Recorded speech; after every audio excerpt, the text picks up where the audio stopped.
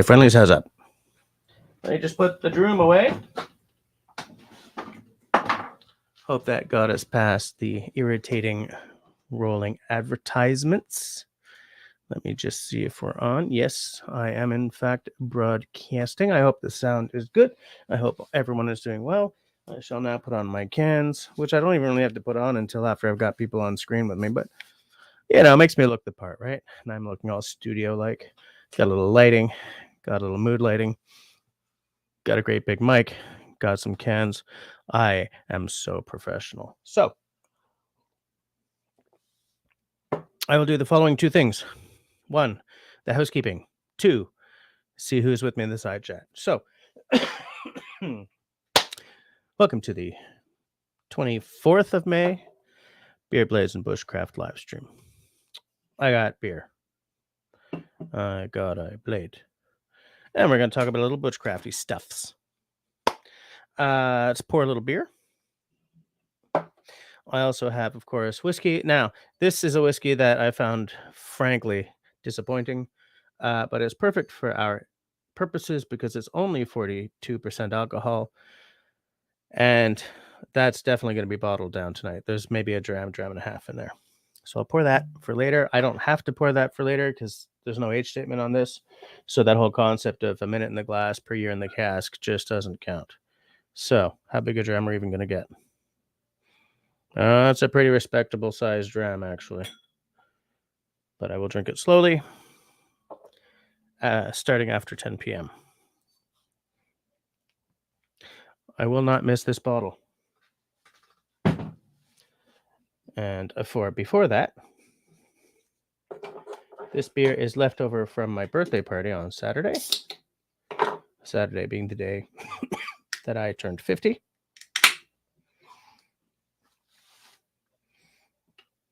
I shall now pour. This is a beer that I have had with you guys before. However, I'm running out of beer that I've never had before to have during the live streams. I totally blew that pour. Actually, not totally, but enough to be like, let's just put it aside and let it age for a little bit before we finish the pour, shall we? All right, I got beer all over the keyboard, but that's okay. So, the beer is by Oshlag, which is a local, because I do like showing off the local stuff. Yes, Oshlag Brewery is in fact in Montreal. This is a white stout. Stout Blanc, coffee blonde ale. So, I have tried it, and I have liked it. Sorry, it's not something new, guys. So the housekeeping is as follows. If you are in fact watching us time shifted to tomorrow or next week or next month or even next year, please know that I appreciate you massively. Thank you for watching even after the fact. If you are someone who wants to take a more active role in helping the channel, I have all kinds of money-making systems below the screen down in the show notes. You can get a membership. The join button is right below me. Oh, I should right below there. Rats. Below the screen. If you click on it, you will see that there are 2 tiers of memberships. They get you some cool stuff. Click on the button to investigate more. I also have a tip jar for those who do not want to dive into the maw of the YouTube-ness. And that's about it for that. If at some point tonight you really like what's going on, please feel free to hit that thumbs up. If at some point tonight you kind of hate what's going on, that's all right. The thumbs down button works as well. And without much further ado, I would like to point out, because I forgot to do that before, that I do have some members already in the side chat. We got David Evans, who is a channel member. We have Russell from Raspberry Rock, who is a channel member. Do we have any other members in the house yet? It looks Campbell Off Grid, also a channel member. You guys are all my personal heroes. I like having you guys on board. So let's just say hi to everyone who is with us here. Tenenbaum first in. Nice to see you. I was thinking about you earlier today, actually, because, yeah. All right, haven't even had a drink yet. I shall try that again. I was thinking about you earlier today because stupid long COVID. I'm done the wick on this, and the wick in these Foya hands is 1.25 centimeters, and I don't know if that's actually the standard or not. Like, I want to get a new wick for it, and Foya hand sells packets of like 5 and stuff. But I'm pretty sure I can get a wick off of Amazon if it's a standard size, or I could just look up wick 1.25 centimeters, whatever that is in freedom units.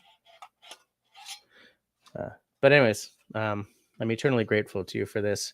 I used it while shooting a whiskey video. I had accidentally lost some footage, so I shot a bit like a little plug-in scene after dark. I use this for that.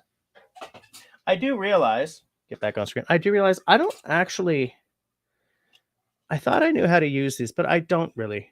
Because like I'll light it and it'll burn down, and so I crank more of the wick out and it just sort of burns down.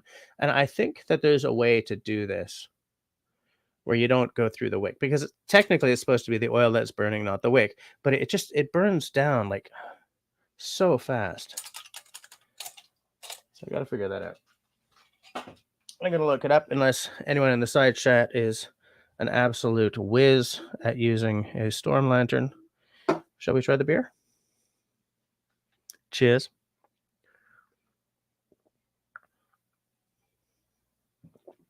Caramelly, malty. Very nice.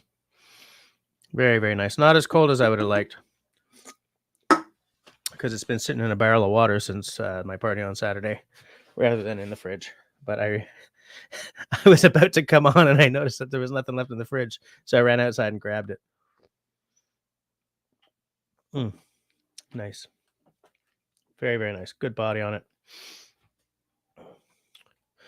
If, by the way, anyone does drop anything in the tip jar to me tonight, YouTube ain't gonna tell me. So if I don't get a notification on my phone and say thank you, I'm deeply sorry. It's the technology, not me, and I will try to find a way to say thank you publicly. So yeah, we got David Evans in the house, a name I always love seeing pop up. As I said, Tenenbaum, also love seeing that guy. I love it when I can get Tenenbaum on screen. He's always got some interesting stuff to say. Russell from Raspberry Rock is always a welcome name. Sorry, I just kicked my computer and I was making sure that everything wasn't going to hell here. Charles and Anna from down south. Nice to see you guys. I see that your house is coming along very well. I'm excited to see that place finished. That's going to look really good. Campbell off grid, always welcome in the side chat. Always some some cool stuff to say. Whoa, why am I getting the burpees off of this beer? What's going on here?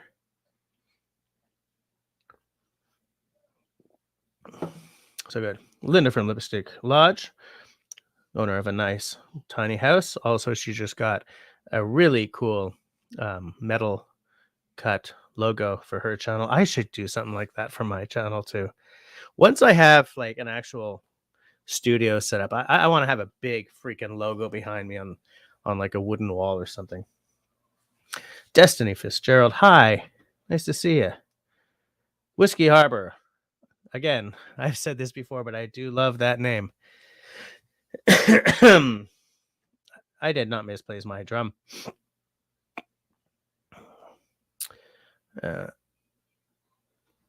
Funny thing, Russell says, do that drumming for an hour and watch the pounds drop off. It does take a lot out of me.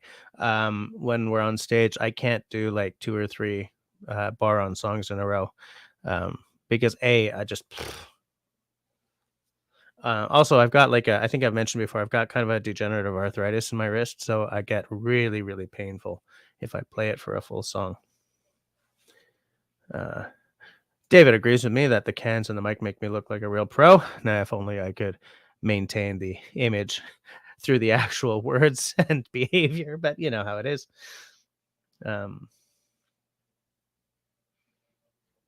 Russell is just being funny here that I should get rid of this mic and get a Yeti. I kind of feel that Russell should go the other way. Let's just trade. My wife's like, what happened to the mic I gave you? Crickets. Hi, Grace. Nice to see you.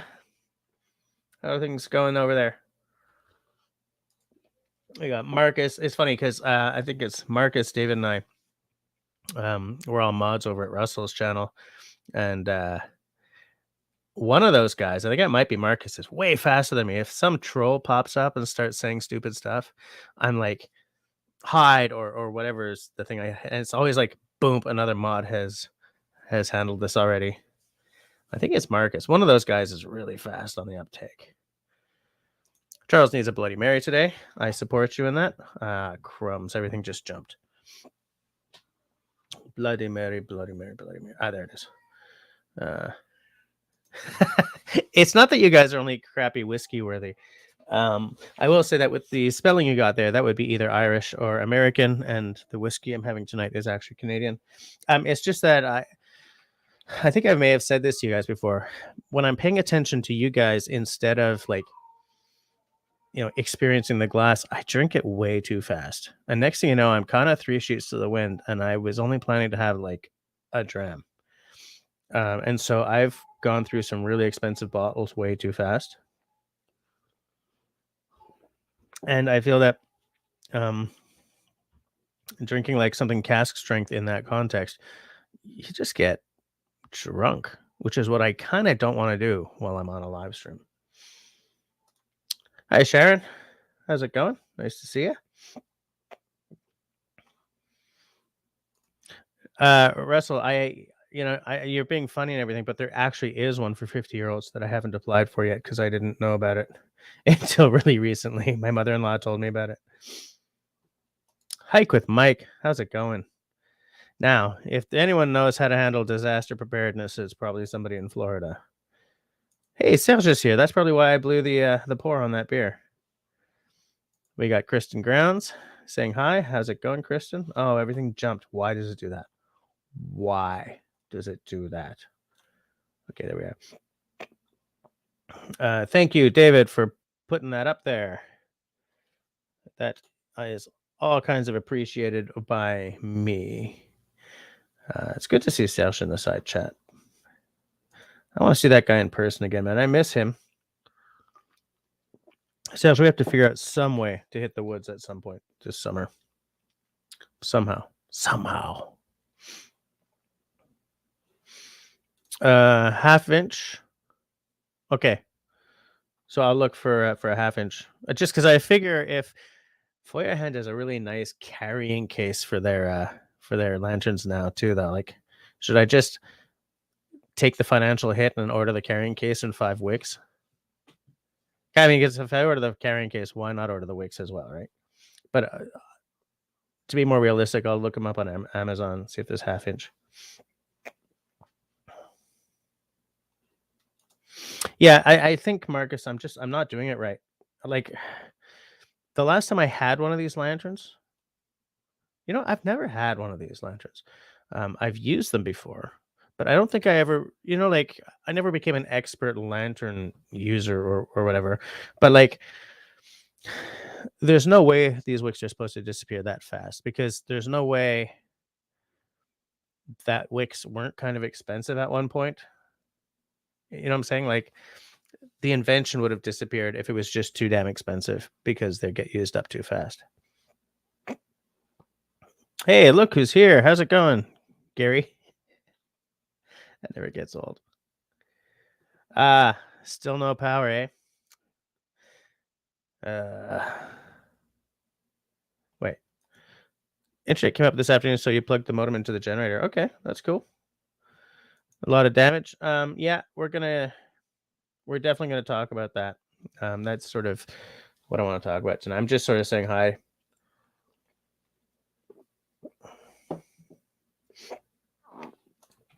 For Hike with Mike, it was a good day today. Myself, many subs on the Sierra Club were able to convince my county commission to block a state plan to build a parkway through our county.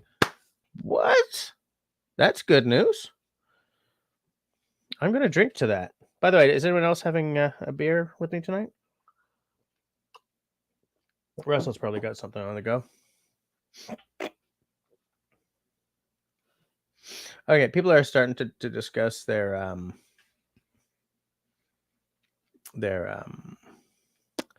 people are starting to discuss what sort of situations they're in. Hey, there's Wood Pigeon outdoors. How's it going? Oh, he's in Florida. Okay. How long are you down there for?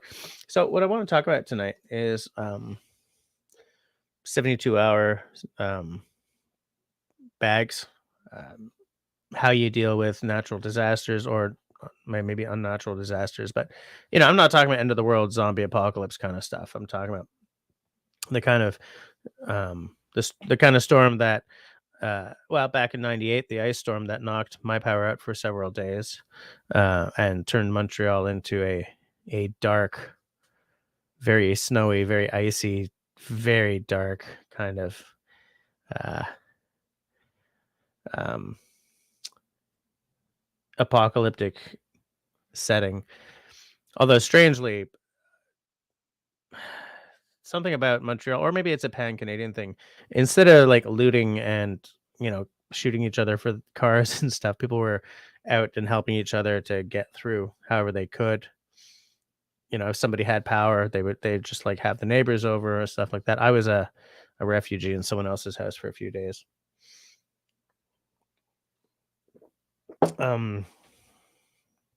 Flip side of that is that the prices for generators went right through the roof.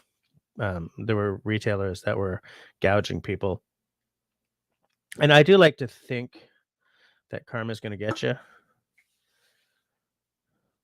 but I want to be sure. You know what I'm saying?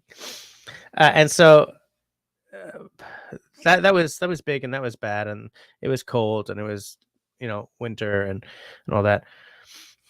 But the storm that really kicked the sand for people in the Ottawa area and all around Montreal kind of didn't hit Montreal. Like, it was a little rainy. I had a bit of a sprinkle, partway through my barbecue, but that was about it. I mean, it's been kind of rainy and windy. There was wind. There was definitely wind, but not like last time there was a wind storm, which was, I think, in March. I've told some of you guys that just a little over that way, aside from all the branches and stuff that were down, just a little over that way on one of the nearby streets, there were two huge evergreens that were knocked down, like ripped up from their root balls and knocked into somebody's house. Big honking root balls just ripped out of the ground.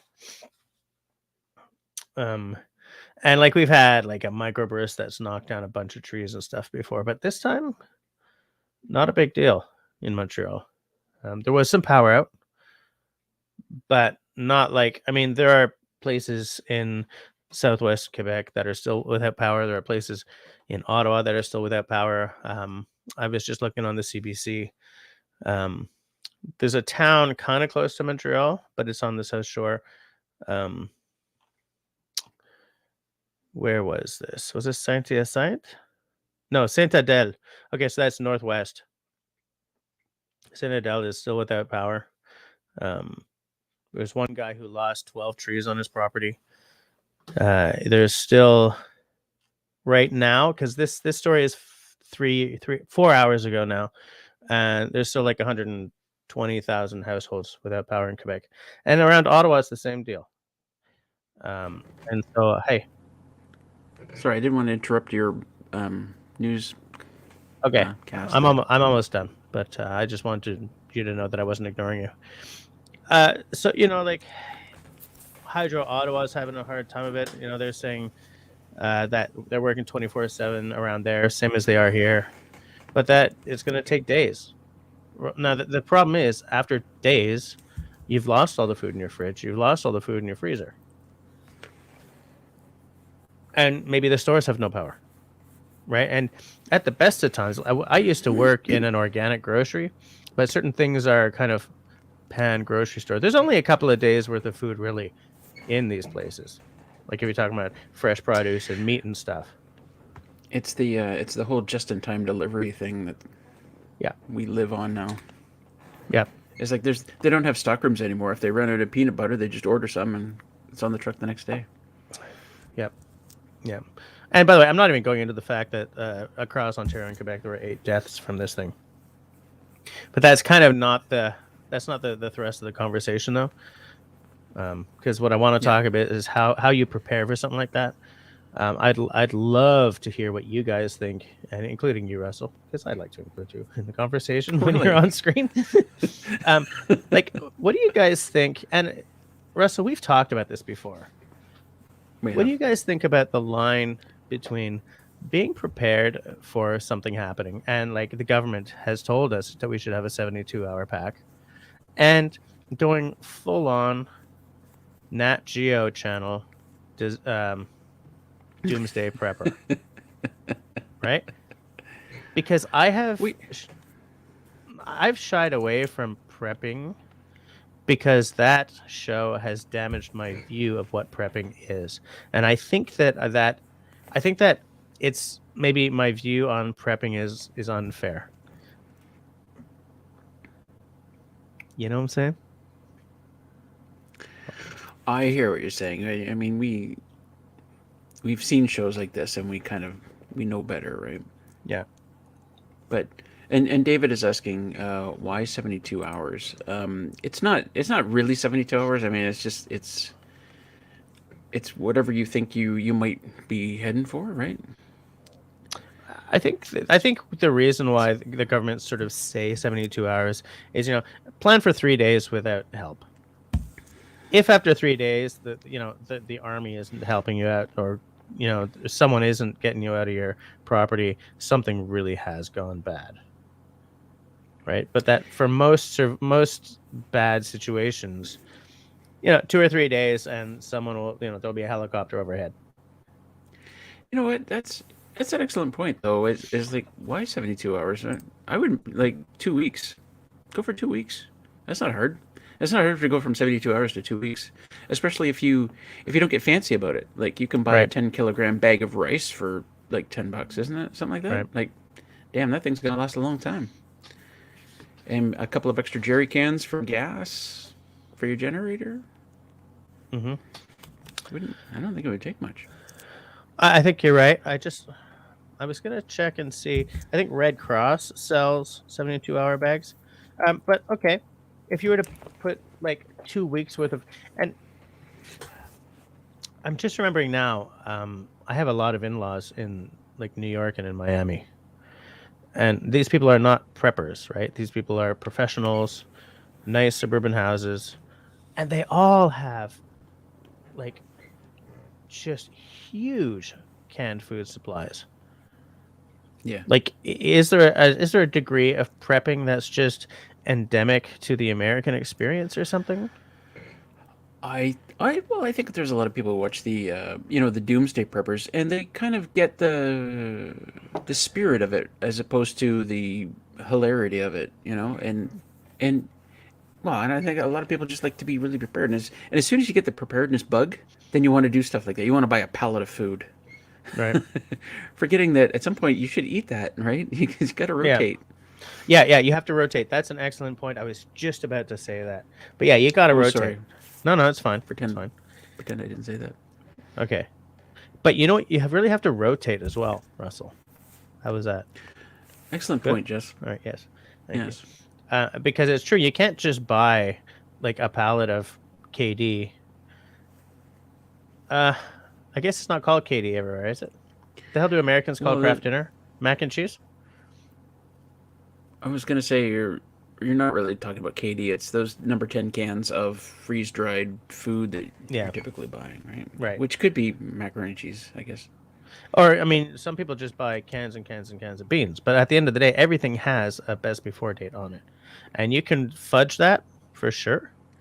But you have to remain, like, you sort of mark your calendar. Check the back half of X.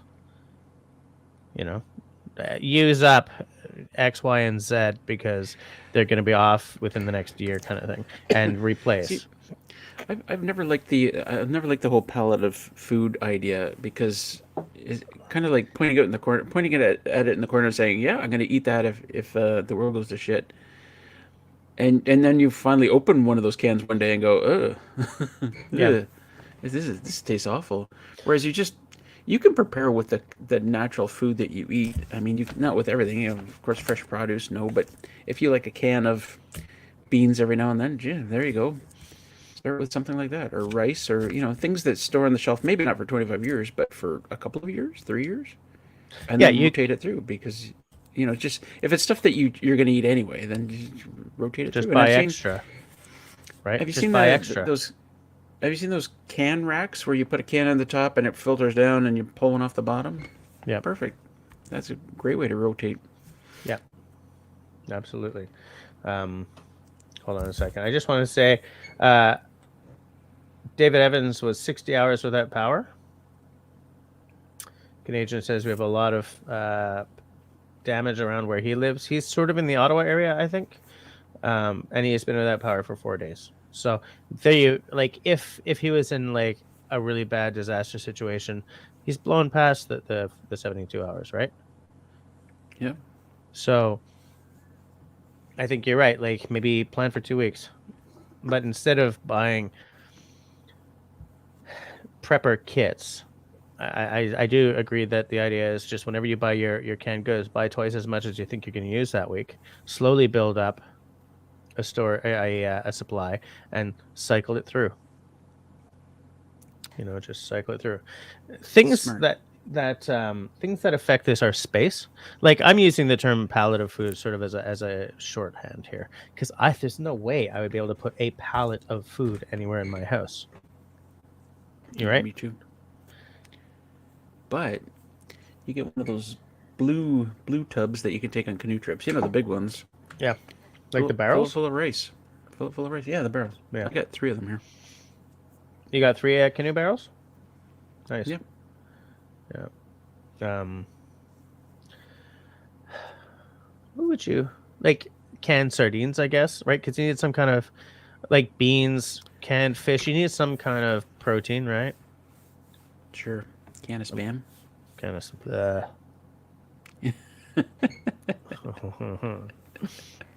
It's not bad. You fry it up with butter and Oh, you're killing me. onions if you like that, sautéed onions. I do like sautéed onions. I will admit, I do like me some sautéed onions. Yeah. Hi, Carol. Hey, Carole, comment ça va? Carole isn't actually French. But every time I see that spelling of Carol, I'm like, Yep. You've turned me. yes.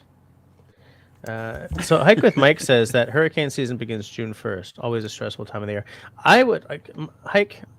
God, I did it again. Mike, I would love to know what I was saying about my friends and family in New York. Always having extra canned goods by just in case. And by the way, for the family on Long Island, when New York got totally flooded, they ended up selling and moving to Florida because that's flood-proof.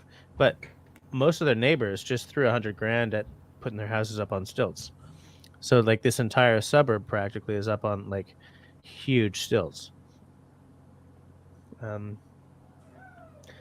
Let's see. So yeah, I would love to know, Hike. I did it again. Like, do people just have a basic prepping attitude throughout Florida as well? Like they've always got enough food or something stashed away? Or is it more of a, hurricanes happen, we'll get by somehow? It's so funny. I mean, we're talking about the storm that hit us a couple of days ago, 3 days ago. But we certainly everybody has the thing that they're preparing for, the possible emergencies in their area. I gotta think a hurricane is much worse than a storm. But then again, I've heard so many stories over the last couple of days. There's roads still shut down around here. Hydro lines are right on the road. Cars are driving over them. It's crazy. Yeah. Like Peterborough's shut down. Like the wizard ran into a guy at the gas station in Madoc, and he drove all the way from Peterborough with a pickup truck full of jerry cans for himself and all his neighbors. Wow. Okay. My buddy. Well, some of you guys have seen my buddy Robin on screen or in the side chat, where he lives in St. Jerome. On his street, the wind popped a power wire right off the pole. So they were without power for like a day. But really, you know, like, oh, I was gonna go somewhere and it was gonna be brilliant, and I forgot it. Rats! I totally forgot where we were going. But hey, Long's Quest in the house. How's it going? Skip. I just don't feel like I know him well enough to call him Skip just yet. You know, it's like I've never spoken to Skip. He'll give you a pass on that. Yeah, sweet. Hi, Skip. Tim Keegi in the house. Nice, by the way. Nice to see you on Russell's Discord the other day. Nice to see you back. Neighbor's son moved to Ottawa, and he never went through a storm like the one you had. He's used to earthquakes, not thunderstorms. You know, we get the. Oh, what I was going to mention is where my mother-in-law lives on the lake in Oka. They got fairly thrashed. A greenhouse got, her greenhouse got taken out and everything. But like over the past 5 years, she's had 3 one-in-a-century floods, like one-in-a-century storms, right? So they still call it that then? I think no, right? I think that suddenly becomes, it might be the new normal, right? That affects your insurance, of course. And I kind of think that eventually, like houses that are on floodplains or near, like in that kind of situation, at some point they're all going to get expropriated by the government, right? Because they're not even going to be insurable anymore. So what's the point? But so she has a supply of sandbags. She just has a supply of sandbags, right? Because in her neighborhood, when the S hits the fan, what they have to worry about is flooding. On top of the wind and everything, they have to worry about flooding because they're next to a very large lake that does rise and fall. And so, like, what you prep for, she would never consider herself a prepper. She doesn't put like cans and cans aside, but she's got sandbags. So I think the flavor of prepping changes depending on where you live. Yeah, it's kind of like, so Mike probably has a supply of a big stack of plywood to put over windows and doors, quickly tap those up and then get out of Dodge kind of thing. Oh, maybe. Yeah. I'd love to hear if Mike, has he commented? I think he did earlier. SV, Raven Flintlock in the house. No driving from work today. Taking care of my wife post-surgery. I hope that's going well.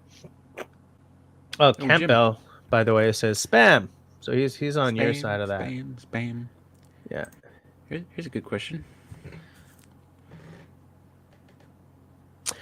Well, you know what, David? What I wanted to do was show the one from the Red Cross before, like, I wanted to spool it up before coming on tonight. Let's see, because like there's going to be some medicine, I think, and some, like, there's going to be a first aid kit in there. I'm just taking a look for. I'm curious what's in there for warmth. Like, it's funny how many people will buy a generator to supply electricity when the power goes out, but in the middle of wintertime they don't know how to run their the forced air gas furnace because it's plugged right into their electrical panel. Oh yeah, but absolutely. In general, right. And where City Girl's in a condo, she can't run a generator.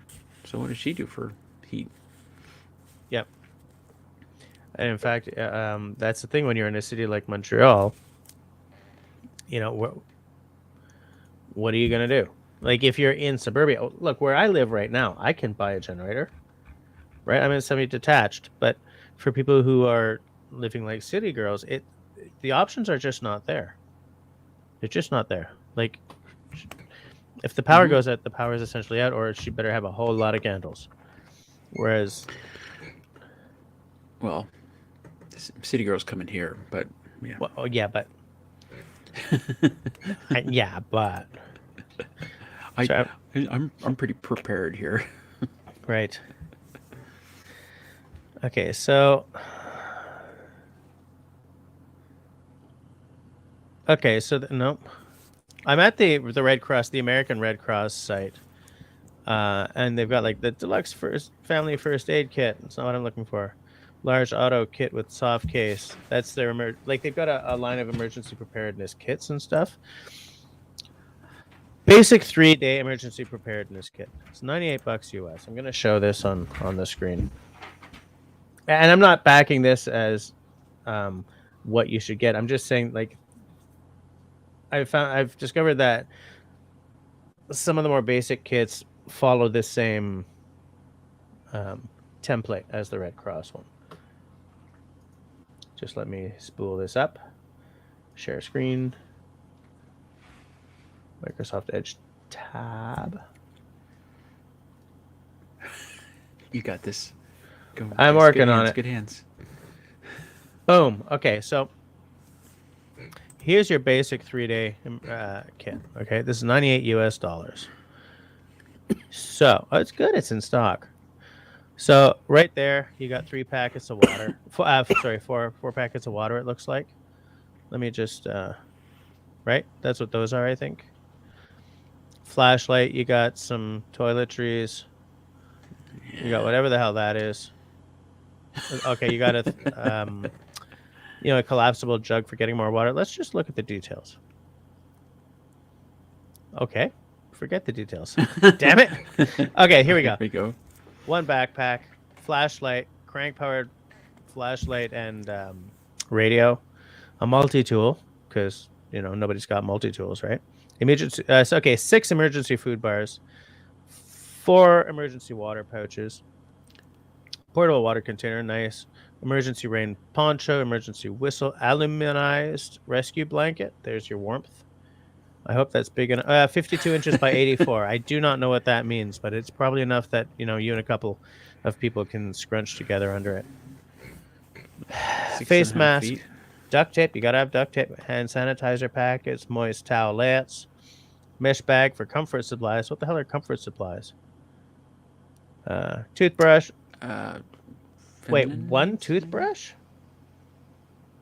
Okay, so this must be for 1 person. So this is a 1-person bag. Yeah. 1 washcloth. 15 pack of tissues. Forget it. 1 travel shampoo. Yeah. Oh, ballpoint pen. Nice to see. Yeah, and there's first aid supplies, right? Which is a bunch of. Actually, that takes up a lot of this. Okay, so that's your 1-person kit for $100. Oh, crumbs. That's $100. Yeah. And the thing is, I'm pretty sure that we could build a better 3-day pack, right? Because there's no food in that.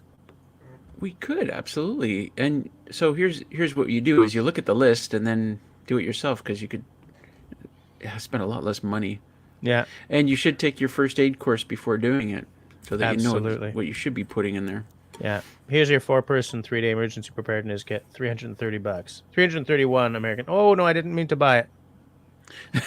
That's not what I meant to. No. I just wanted to look at it. So it's essentially going to be the same. Yeah, right. Woo! Buy a beer. This one's got hand warmers. Times 4. That's what it is. Yeah, essentially it's times 4. Yeah, 4 aluminized rescue blankets. I mean, excuse me. But these things are put together by people whose job it is to come up with a one-stop shop approach, right? Like, would I necessarily need the first aid kit? No, because I have a first aid kit because I'm all like bushcrafty and prepared, right? So I don't need a thank you. A little late on the uptake there, but that's okay. Oh, 4 hair combs. Nice. I need those, right? Sean's here.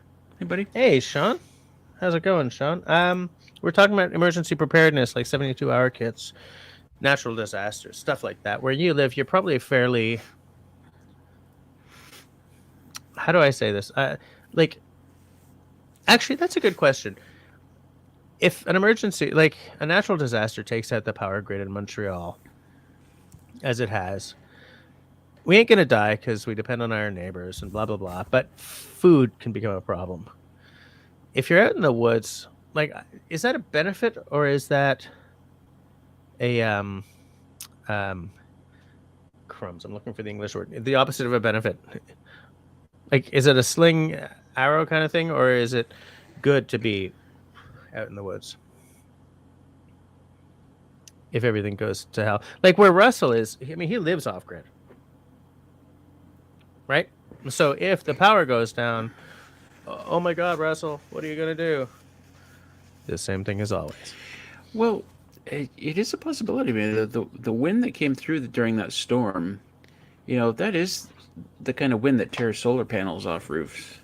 Okay, yeah, good point. Absolutely. Well, I mean, mine were professionally installed, so I'm not too worried. I mean, if the solar panels come off the roof, then probably the roof is coming off the roof as well. Right. Okay, but that would take a tornado to do. That's right. Serge says he'd like to eventually install solar panels just to be able to keep his water pump going in case the power goes out. That's definitely an issue that my mother-in-law runs into. Absolutely. Yeah. Now here's something. Canadian says, I've decided that with this storm I'm going to get Generlink hookup. What is that? The heck's Generlink? Because here's David saying, do it.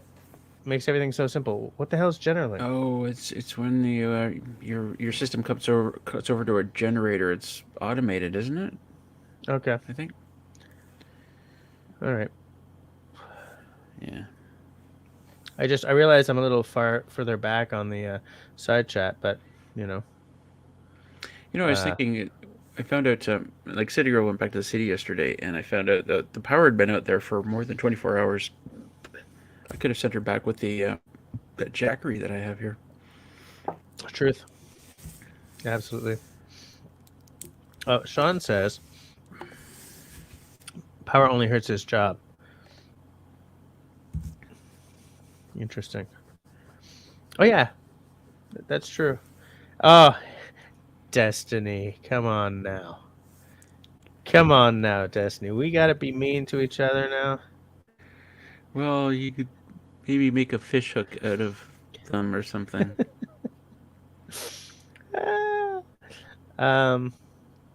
Tim says that their emergency path for earthquakes is plenty of packaged water. I think, man, water is important. That's the thing. You gotta have water.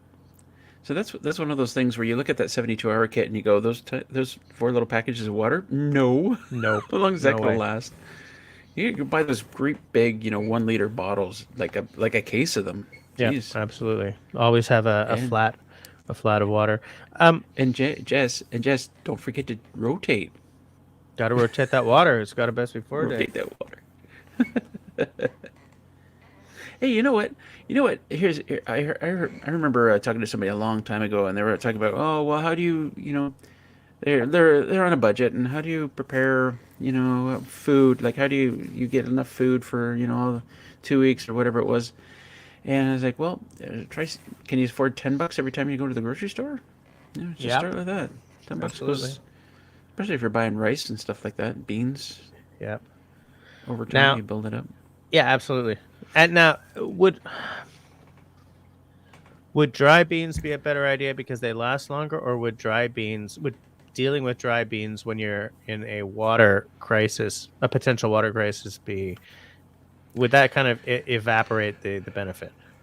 That's a good question. That's a really good question. If you know you have access to water, like in Dave's case, he lives right on a lake, so as long as he can boil the water for safety. Yep. Then dry beans is the way to go. Absolutely. David and Campbell off grid are talking about something that David says the one thing this storm just convinced me of is I'm putting in a wood burning stove. Generators are not foolproof. Campbell says agreed. You can't replace a good wood stove. Here's the thing. I live in a city with a permanent ban on installing such things. And I have thoughts about that because I feel that during the storm of 98, some people kept warm because they had fireplaces or wood-burning stoves. And that's being legislated out of our toolkit if there's another ice storm like that. And I'm not going to get political about it, whatever. What I'm saying is this is the situation in which we live. I'm not going to bitch about it. I'm not going to say it's great. That's the situation in which I live. So to me, I don't have that option, right? If everything gets really cold here, move into the garage. That's a tough one, but you Yeah. what you're doing is you get a Mr. Buddy heater or a couple of them and some Yeah. propane tanks, and then at least you can use. By the way, everybody should have a big roll of vapor barrier in their homes. It's so useful for so many things. But you grab that vapor barrier and you tape off a room, the doorways and whatever, and you all kind of hunker down in that room with your Mr. Buddy. But the Mr. Buddy isn't. There's no fumes or anything. Because Sean uses one inside, so certainly it's going to use up all the oxygen in the room, so you have to make sure you still have an airflow somehow. But otherwise, for God's sakes, don't go to sleep. well, is he just taping up the vapor barrier? Oh, there's a little opening there. Just cover it all up. Okay, so David says, GeneraLink is a device that syncs your generator with your electrical panel as installed in line with your power meter. Yes, so Russell, that is it. Yeah. Absolutely. And by the way, propane burns clean. It doesn't. I'm pretty sure it burns clean. I mean, it produces carbon dioxide, I believe, but like no toxic fumes. Yeah, it doesn't kill people in the house, which is why. I mean, my stove is propane. Yeah. In one in the kitchen. Yeah, absolutely. Sean, because I only know about buddy heaters because I've seen one on his. He says, have an oxygen center. I use one, sometimes two, all winter long, no issues. And there, that's good, right? Look at this. Years ago, I lost power for 4 days. In late winter, early spring, the wood stove was a lifesaver. Absolutely. Yeah, wood stove and a good supply of firewood. Boy, that goes a long way. Yep. Yeah, I can absolutely believe that. And you know what? Here's one of the benefits to all of this. I want to show you a video too. I put together a short video for you guys for this live stream. There's tons of trees down in the woods here. Just everywhere you look, there's trees down, and I had to cut through a bunch of them. By the way, do you have a chainsaw in your emergency kit? You probably should. But the side benefit is there's so much firewood out there right now. Yeah. That's all going to be firewood. I mean, it's not. Yeah. I mean, like it's all poplar, oddly enough. So it's not the greatest burning stuff, but as long as I mix it in with my maple and my oak, I'm fine. But I got a video. It's about like a minute and a half of just the trees down on my trail that I wanted to show. You want to show it now, or do you want to wait till 10 o'clock? Yeah, let's wait for a bit. Okay. I'm trying to do like you do. I'm trying to have certain things that, like, for instance, this scotch. This isn't scotch. This whiskey, I'm not touching until 10 o'clock. Oh, for flying in the front door. Just drink the scotch. Oh, what is that? Colored water? Tea's a good drink. He's a good drink. Such a good drink. Campbell says, oh, wait, hold. Apparently they make larger versions of buddy heaters too that will really keep a home warm. Tim says, what we're looking at now is the packaged foods like the hiker and survivalist seat. We're also getting pricing on Coleman type stoves. I have a Coleman stove. Man, every time I light that thing up, it takes me right back to camping as a kid. The sound, the smell, everything. I'm like, I love this. Yeah. Oh, it's not one of those. It's not one of those. We used to have one of those pump ones. Part of me kind of misses that. That was a different smell though. But still, like all that stuff, just remember the sound of it lighting, yeah. And, oh yeah, the sound. Campbell says, I have a kerosene heater at home for those desperate situations. Much like Russell, our camp is off grid. That's where I'm going if the S hits the fan. Campbell also says buck saw. Okay, so you were saying, do you have a chainsaw? He says a buck saw. I have 3 buck saws in your kit. Yeah, I got saws, but I tell you what, I cut up a tree on the way out yesterday that was like this big. Wow. How long is it was bigger than the chainsaw. Yeah, how long is your chainsaw? It's a 20-inch bar too. I had to cut around the tree. But I got it. It's in the video. I want think- one of those big lumberjack hand saws. That's what I want. Yeah, that's what I want. I want one of those like you would not believe. I think they sell them at Canadian Outdoor Equipment Co-op or some equipment company or something. But I mean, they're a little rich for my blood. But man, I really want one. I'd like it. I'd like one to hang on my wall. I'd like one to do videos with. Like, you know, big tree. Here's what I'm going to use.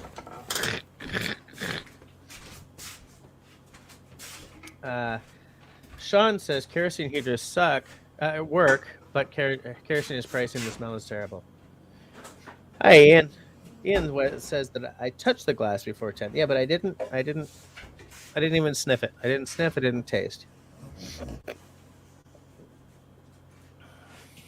Tenenbaum, yes. Just give me a second and I will send you a link. In white? Copy to the clipboard. I believe I have signal on this machine. Signal.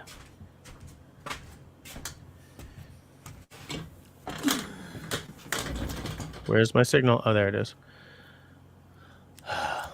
You know, I like signal, but the constant updates drive me crazy.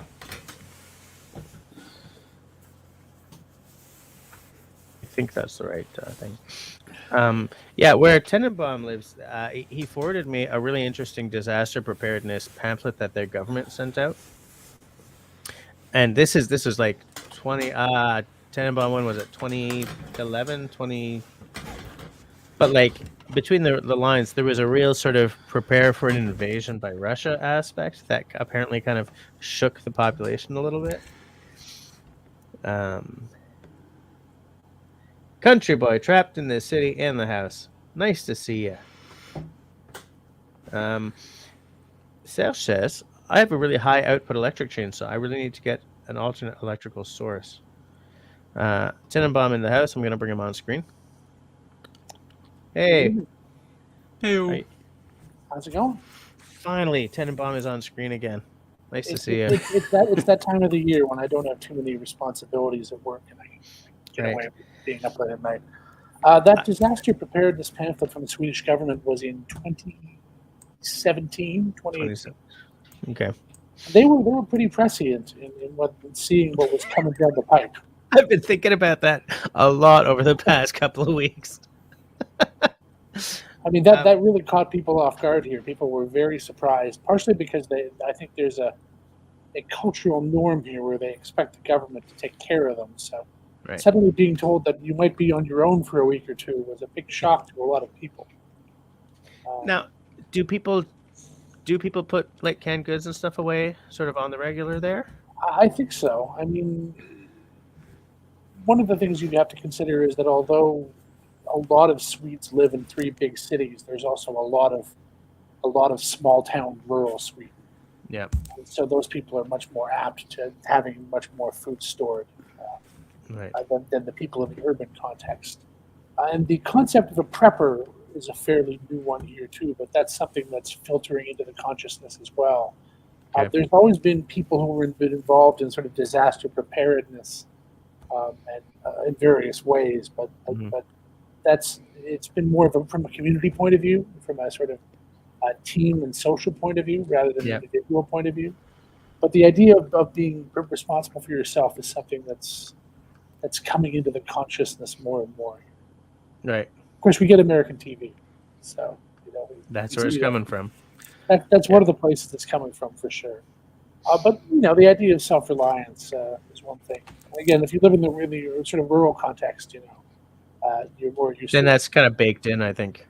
Yeah. Like a lot of rural people are a lot more self-reliant. I mean, just look at Russell. Right? Self-reliant. Look right? at me. Yeah. Huh? Oh. I think that I would like to see a study on that kind of thing. Oh, are you putting on the music? Okay, but drop the volume a little bit so that it's sort of really backgroundy. No, wait. I just wanted to put some mood music to look at Russell. Oh, I see. I'm ready for my $15 mixed drink, please. Exactly. I would love to see a study on that kind of philosophy across Scandinavia and wait, is Well, Finland included in we'll call them Nordic, the as Nordic opposed to countries? Yeah, Scandinavian, but they are certainly there. I would argue they're the kings of preparedness. I mean, Yeah. at one point they had bunkers for everyone in their country. Yeah. They're not quite where they were, but they certainly have more than most Yep. people. They have a very large reserve force. They have compulsory service, so everyone who's above a certain age has been in the army for at least a year and theoretically That's in has some skills. Sweden as well. For a while, we withdrew our compulsory service, although we've reintroduced it on a smaller scale. So Okay. it's come since 2017. It's come back partially. Okay. Older people have all served here, and then there's a period where they wasn't around. Okay. Yeah, I think that I saw a report. This is sort of getting off topic, but I did see. I'll be very quick. I saw a report about how in Finland, it was about Finland. I know you're in Sweden, but it was about Finland.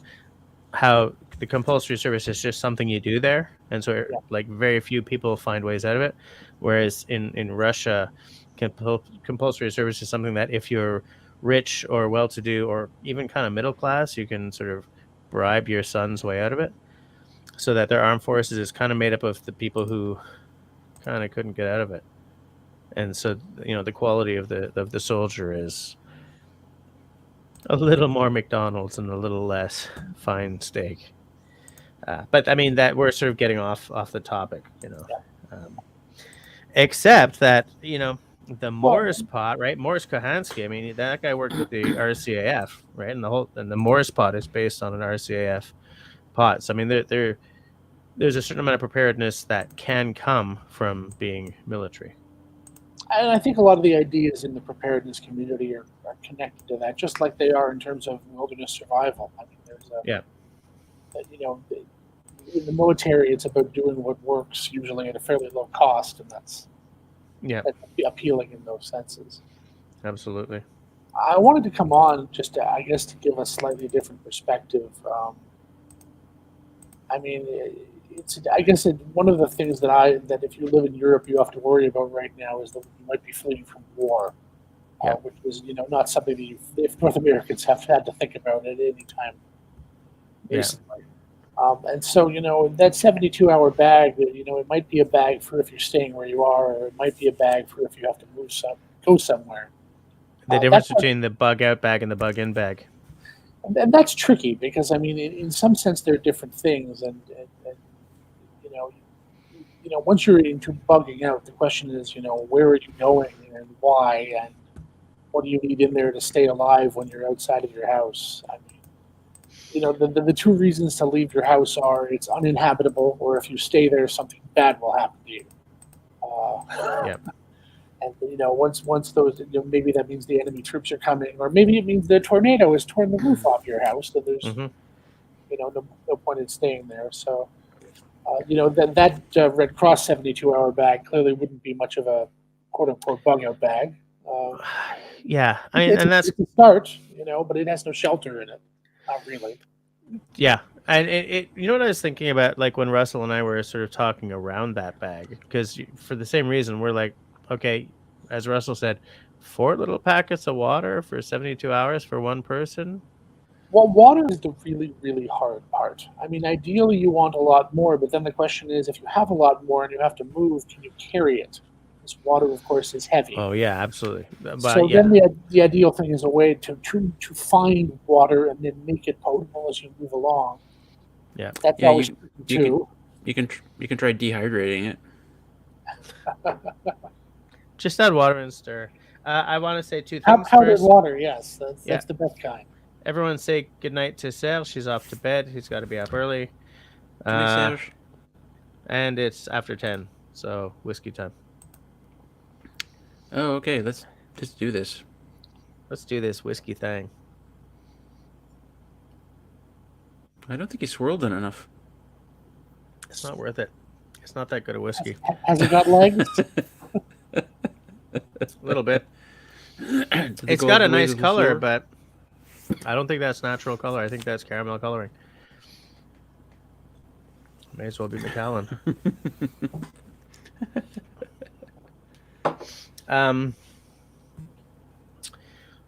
Hold on. It's something that Shawnee said that kind of hits on what both of you guys have been saying tonight. It's the bag we have packed to leave the house is full of different items compared to our home lights out box. Right? Because you don't need a bag if you're bugging in. You need like a cold room. You have to have your stuff ready somewhere. And, It's got to be ready somewhere. Absolutely. We call it a bug-in bag, but it's Yeah, it doesn't have to. David says that Tenenbaum is crossing a fine line between prep kits and survival skills. And I think the two connect in some ways because as others have said in the commenters, you have to have the stuff, but then again, you have to know how to use it. If you don't know how to use it, exactly what you're saying and what Russell said before. You've got a stove that somehow makes heat. Do you know how to light it? Can you use it to boil water? Have you ever used it to boil water? Get your first aid training, as Russell said. Get your, if you buy a bag, know what you're going to use it for. And maybe that Red Cross bag is something you should, like the way I see a first aid kit. You buy a first aid kit at Canadian Tire or Mountain Equipment Co-op. What are they called now? Mountain Equipment Company. Or anywhere. And okay, if you buy a good one, it's a good starting point. But you gotta, you gotta add like an Israeli bandage. You gotta add a few things to that, right?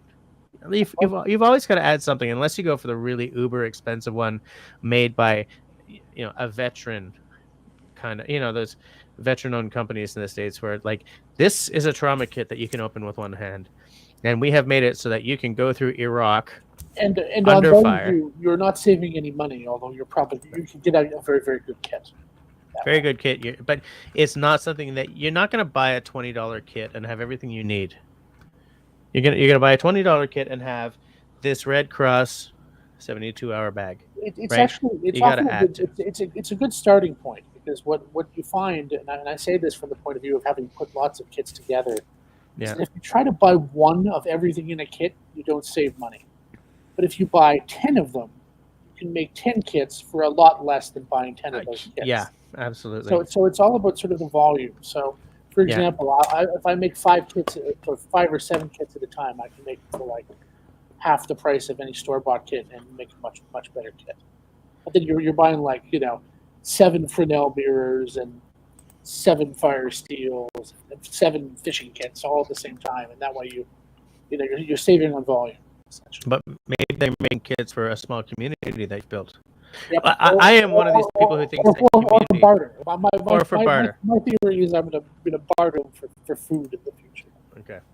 I want to say I want to point out things that a few people have said. John said small supply of water is important, but a portable water filter is critical. And I could, if you're bugging out, maybe even if you're bugging in, like if the water quality is suddenly gone, I'm not saying that. I'm saying it's pen, which I know Russell has mentioned. Right. It's portable and it's fast. Yeah, I think so. Tim said in the '94 earthquake. Tim, by the way, lives on the West Coast in the United States. He stayed behind, swinging the walls in the ground, feeling like you're walking on a rolling pin. But the survival stuff I had got me through. And I think it's. Did I say? Yes. Raven says, I'll say it again. The most important thing for survival is actually having done the survival skill, not just how to do it. Practice is so important. And it's something that a lot of us don't ever think that we should. Like,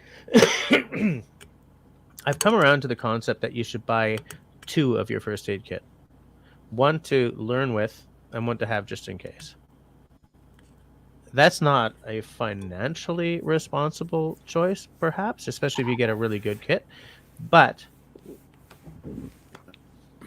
you can buy refills.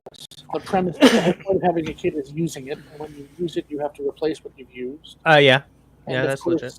The bandages, you use them. The meds, they go stale. You buy refills, and one of the things you can do is refresh your kit. And take the damn first aid course. Take the damn first aid course, absolutely. Learn how to save a life. I saved a life once. Did you? Yeah. Okay, stop everything. We got to hear this story. Well, it's not much of a story. I was volunteering at a homeless shelter, and somebody said this guy's choking. Guy in the kind of the cafeteria area. I ran in, and he's doing the whole. So I did the Heimlich on him, although you can't call it the Heimlich anymore. Really? Why not? The Heimlich family, like Copper wrote the name or something like that, trademarked the name or It's like something. Happy Birthday. You have to pay Michael Jackson or his estate every time you see it. I forget what it's called now. It's like the in and up maneuver or something like that. I forget. Oh my In and god. Okay. Okay, let's just move right along because never mind.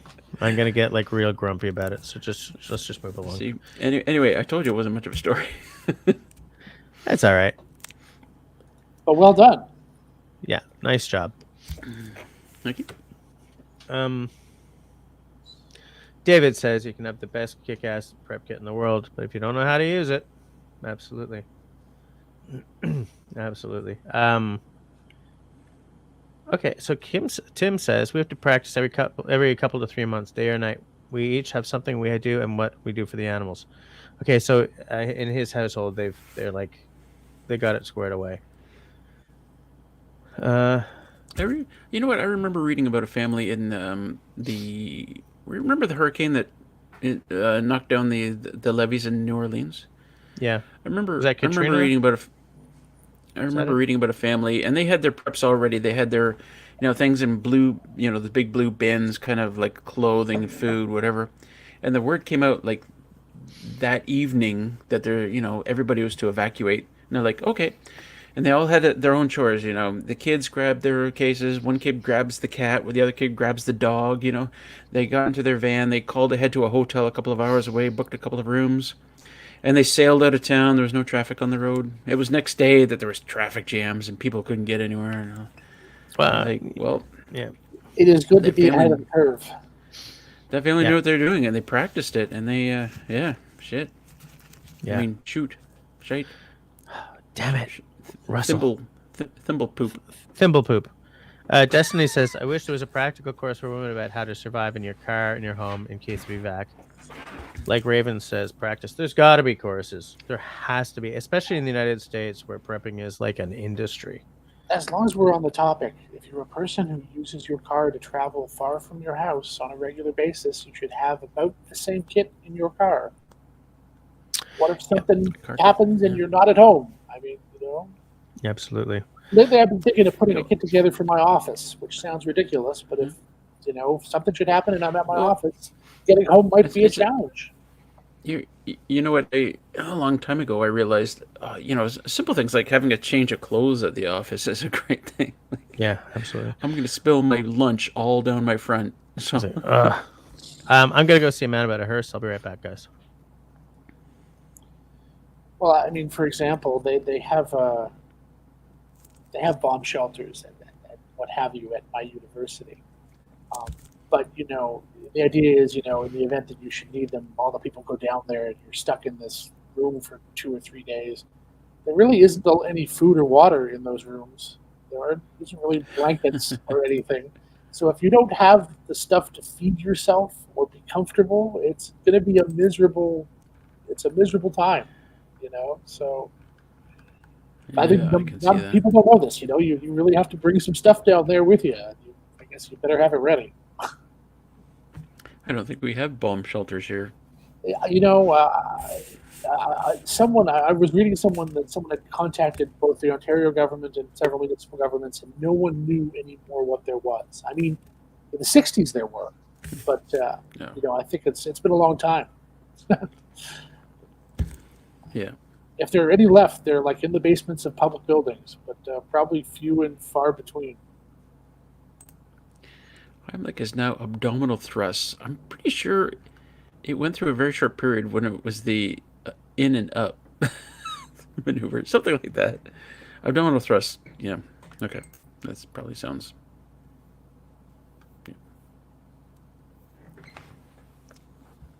Yeah. Shiny says, I wrote out breakfast, lunch, dinner, meal plans if there is no power because I don't think the same as my husband. So if one of us isn't able to care for the family, there's a guide at least. Oh, nice. Change of clothes is helpful every time we leave town in our family. Yes, even now I keep a change of clothes in my car because you never know. Well, I mean, it's a 3 kilometer ATV ride between here and my car, so anything can happen in there. I was going to show that video too. Maybe I'll show it now while Jess isn't here. Are you okay with that? Oh yeah. Mr. Tenenbaum? All right. Oh, actually, Jess might want to see this.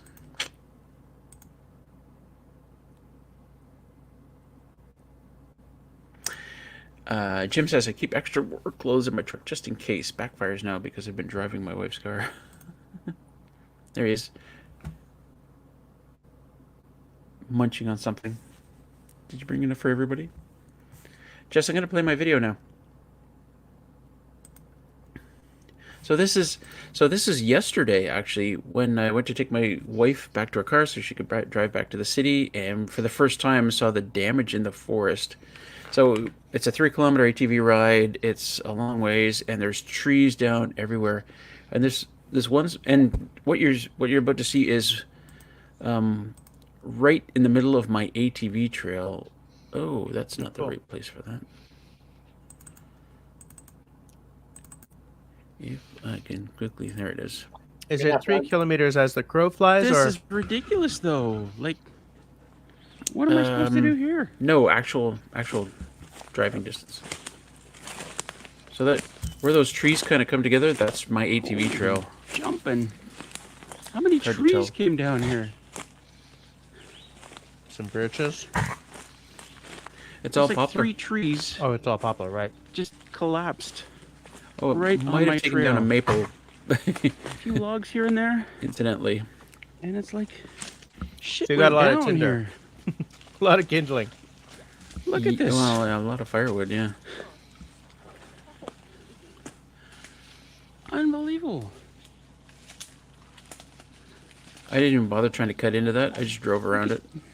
Right? Right into the root ball. I mean, the root ball right out of the ear. Unbelievable. These. This is another spot. Holy shit.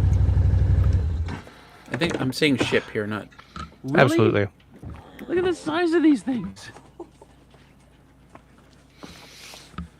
So you got to get all this cleared away from your trail. Yeah, in fact, I did clear this spot because there's no size way I of this could get thing. around it. And what's weird is, like, some of these poplar trees were breaking, not the root ball Look at that tree up tipping there. over, but they were breaking in half, like These halfway are up the huge tree. trees. It was And so they were weird. alive.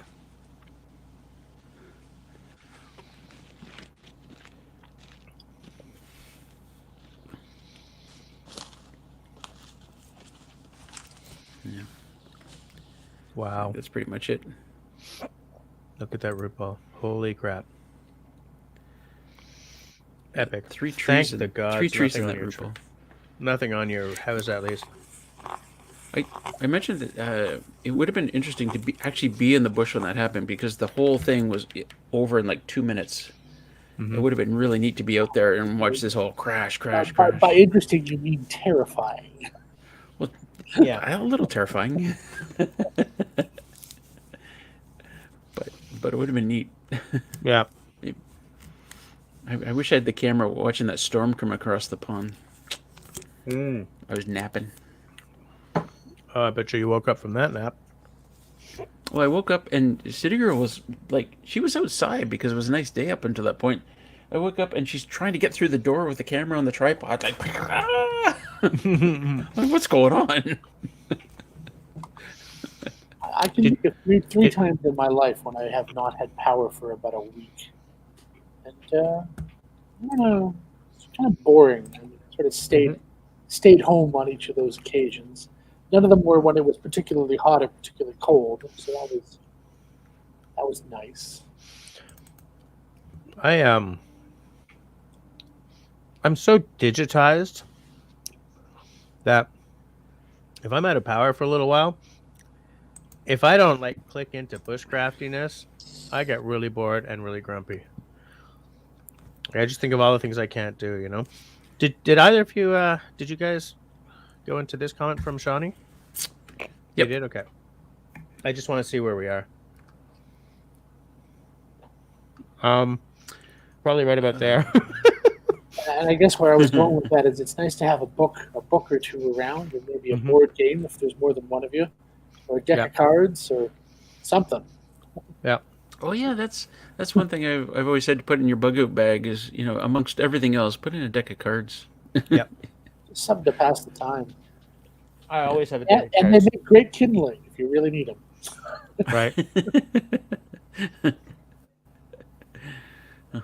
Russell, the reason I was saying that you have like a whole bunch of kindling there is because poplar ain't really good as a long-term burn, but it can make some nice fire starter.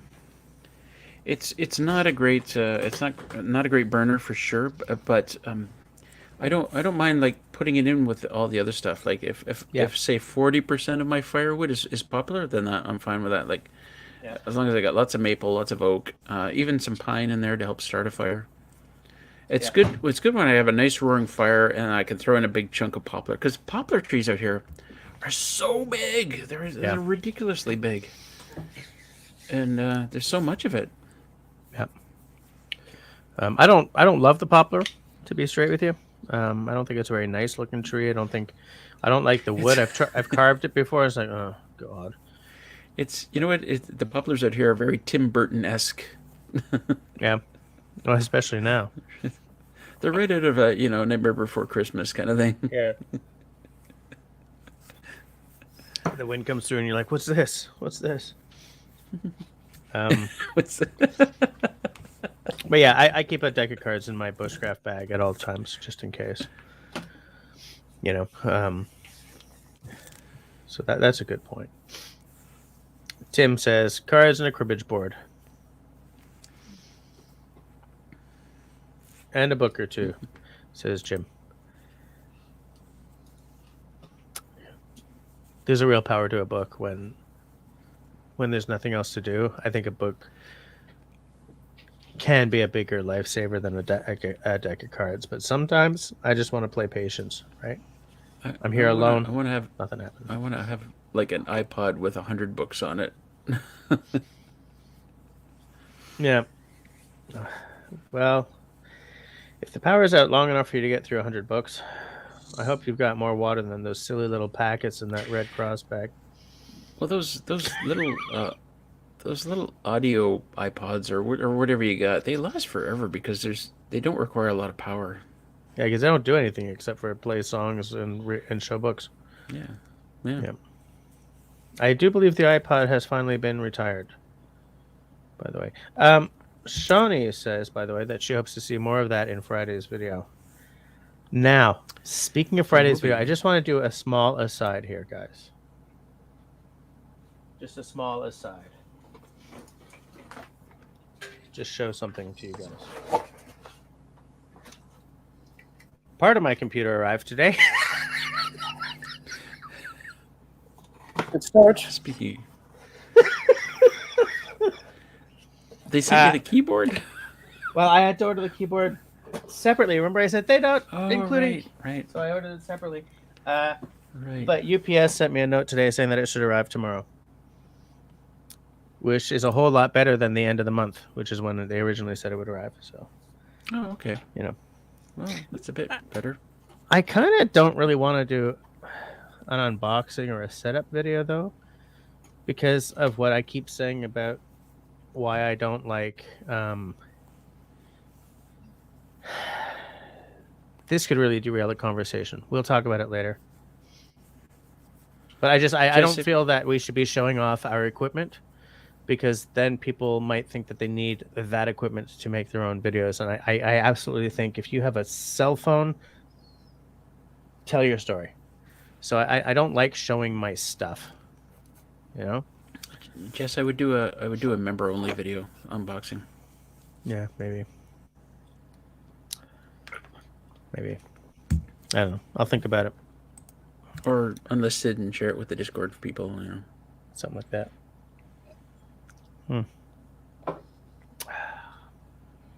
It's a disappointing whiskey. It's not a bad whiskey. The flavors are good, but because it's... Anyway, whatever. It's middle of the road. Jess is going to carry a big chunk of chaga in his bug-out bag. Yes, I am. And it's the chunk that's somewhere on this messy, messy desk. I've got a desk just like that. I've There got it is. spoons on here, and Yep. Oh, I like that spoon. That's a nice spoon. Where'd you get that I know spoon? it's so delicate. It's So it's nice. it's nicely balanced. David, Oh yeah, I could make yeah. love to the spoon. I think Tenenbaum knows something about those spoons too. Yep, I have a couple of them in my radiological emergency kit, Right. on the premise that I will not be eating with metal spoons at that.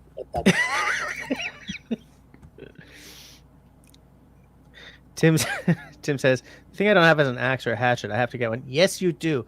But here's the thing. I want to say something because everyone here knows that, well, most people who have been long-term watchers of my channels, the OGs will know that the axe is my absolute favorite tool. And I will buy a $300 axe when a $100 axe will do, just because I like having stuff that gives me the fizz. I can't really afford a $300 axe anymore, but you know what I'm saying. But I think like an axe or hatchet for your bug out bag, because that's something you're gonna have bug out.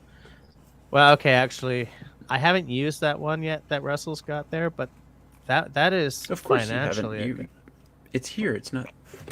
Well, no, but what I mean is I don't have one of those.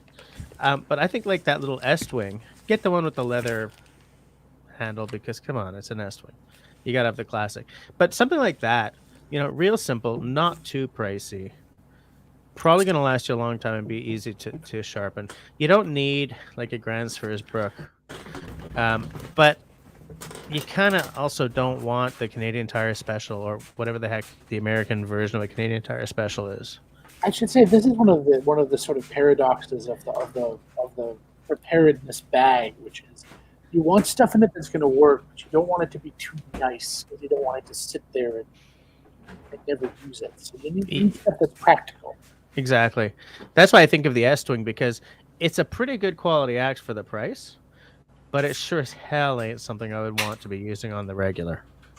Dave Canterbury just did a bug out bag video, and he actually put one of those cold steel shovels in it on the premise that it has a sharp edge, and you can both dig with it and chop with it. In his preparation, digging is an important activity, so he makes that particular compromise in that place. But the thing is, yeah, it is a compromise, though. If you have the room, if it's a car bag rather than something you're going to strap on your back and run out into the back 40, then I would have both. I think you need a shovel. And those survival shovels, I've got one somewhere in the back. Now that I'm 50, I've decided I'm going to redo my entire life, and cleaning up my act is part of that. Moving right along. But yeah, those shovels can be really, really useful. You should try yoga too. In French, we have a term, you know, pousse me pousse égal. That's like, you know, wola. Hold on, you know. Pousse me pousse égal means, you know, you can push a little bit, but not too far. But yeah, I think those shovels are great. I don't want one to replace my axe if I'm in a context where I can have both. Maybe if it is a bug out bag where I'm just grabbing it and running without a car. And let's face it, if we're talking about a large disaster that's more than 72 hours, that's possibly end of the world, which I don't want to discuss tonight because it's not realistic in the context of this conversation. Maybe you're right. Maybe the shuffle's, you know, the one you got to have. But an interesting question is always if it's a disaster that's that large, where are you going to go? Well, that's a bug-in situation to me. Look, my approach to prepping, I am very community-oriented. I think if you don't build a group around yourself, it doesn't matter. You can have all the weapons and stuff in the world, but at some point you have to sleep. Wow. And at that point, someone who wants your stuff is going to slit your throat. That's the other key thing. You know? Can't stay awake forever. You need like-minded individuals who you are comfortable with and have already established a relationship with. Mm-hmm. I think that's a part of this that a lot of people forget, that you need to Yep. form some kind of relationships. Yeah, you need to. Hey, holy crap! Look who's here, Dennis. We're talking about interesting stuff, Dennis. If you want to come on screen, just let us know. Dennis. Tim is asking if there were any twisters during that storm. Now, I was surrounded by tornado warnings, but I don't know if anything actually happened. Yeah, there were some. I think like the Holleby Homestead got hit by a tornado. Did they? Not so not there was the hydro right off their house. Put a tree branch through their Oh yeah, bus. through their bus window. Yeah. From what I read, a lot of people have described it as a derecho, which is essentially tornado force winds, but not in a rotating fashion. Yeah, Okay. that must have been it, right? Because Yeah. nothing else makes sense. Yeah. Jim says, I keep both my grandfather's leather Estwing and a roofer's hatchet in my truck with a buck saw and a folding army shovel. Right there. Boom. You got it covered. Yeah. Yeah, you got to go. I mean, you got that aspect of your kit covered, right? And I keep I'm glad that this conversation hasn't descended into ARs and caches out in the woods, because that sort of that goes way into Doomsday Prepper and Nat Geo kind of stuff. And I don't find that. What I'm preparing for is 3 days without the army coming to save us. Do you know what I'm saying? Like if there's a flood or the power is out for a week. I like Russell's idea better of, look, if you're going to be saving stuff up anyway, go for the full 2 weeks. Sound of sharpening. Is that what that was? Sounded like it. Yeah. Somebody sells like a 5-gallon bucket. I don't know what that is in real measurements, but they call it a 5-gallon bucket full of like mountain house kind of style food. And I don't even know how to Google that. Bucket It's about 20. I It's think about 20 right now liters. that's probably almost impossible to get, unless it's really crappy. There is tremendous pressure on the ready-to-eat food world at the present time, and from what I've read, a lot of the supply has been bought up by national entities, such as our Army and General Services Administration, Okay. etc. So that stuff is actually really hard to get right now. Right. Oh, okay. 72hours.ca. Hold on. I'm going to share this. Wait, Russell has something to share. No, you've shown that already, right, Russell? The what?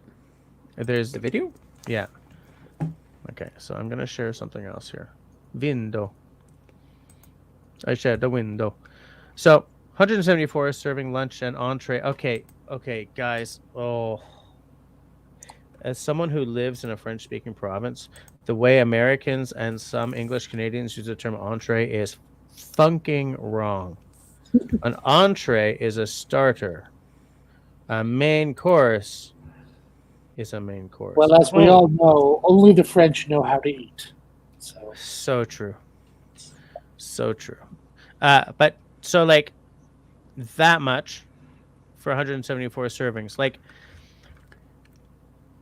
174 servings would. Now this is branded Mountain House, right? This is Mountain House branded stuff, and this is not the 20 liter or 5-gallon bucket. It's just something that I did a Google search and that came up. 24 right? of those paint cans. Yeah, exactly. It seems that Mountain House has sort of gone into this. Emergency at Mountain House, emergency food and survival. So there's a classic assortment bucket. Like the thing is, I find that Mountain House is not the most affordable of these brands. I think it's like Russell says, though. I mean, you really should try it. Whatever you buy, you have to be actually willing to eat it. There's no point in having it if you can't stand it. Yeah, Mountain House is better than most. I mean, it's not great, but I find it edible. Because can you imagine?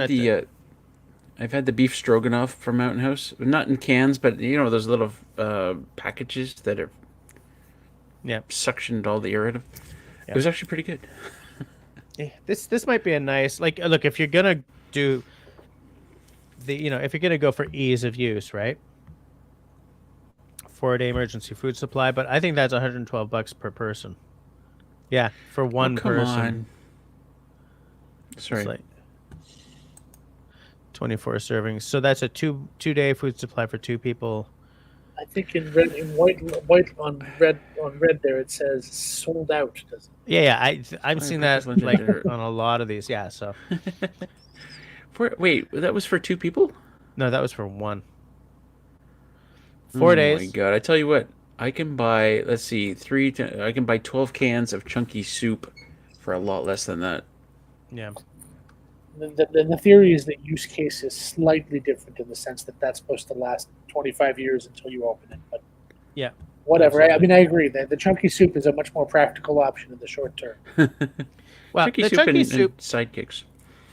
the chunky soup and sidekicks are, those of us who remember to cycle through our food, right? So that nothing ever goes bad. Oh, this is only good for another 2 months. Let's have a soup. Well, just to soup be and clear, sandwich lunch. best before. I mean, Mm-hmm. it isn't bad for a bit after that, but it starts losing its appeal by that point. Yes, but you could live on that for probably a couple more years. Yeah. Hold on a second. I just want to sort of. Okay, so Dennis is saying hi to peeps. So Jim says a 5-gallon bucket with a few rolls of toilet paper, a couple of trash bags, and a pool noodle must have for my wife for sure. Why a pool noodle? Because she's gonna go swimming in an emergency. Fair enough. Okay. I don't know. Linda's got a folding shovel. You got to have one. It's a nice. So apparently, $7.20 per meal is very expensive. At this point, everything is. I mean, Yeah. That was the 174 meal or servings for whatever it was. Yeah. But wait, was that freeze dried? It's whatever Mountain House does. it is freeze dried. Freeze dried. Yeah. Yeah. Okay. Tim, we have all our emergency preparedness items in a shed in the back. If the shed comes down, it will be easier to get our things rather than the house or garage. Fair enough.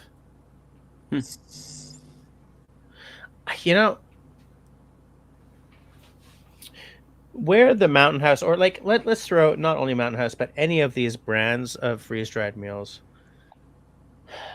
where the magic is in that is the 25-year or whatever lifespan, right? Because I can freeze dry my own. Well, no, I can't.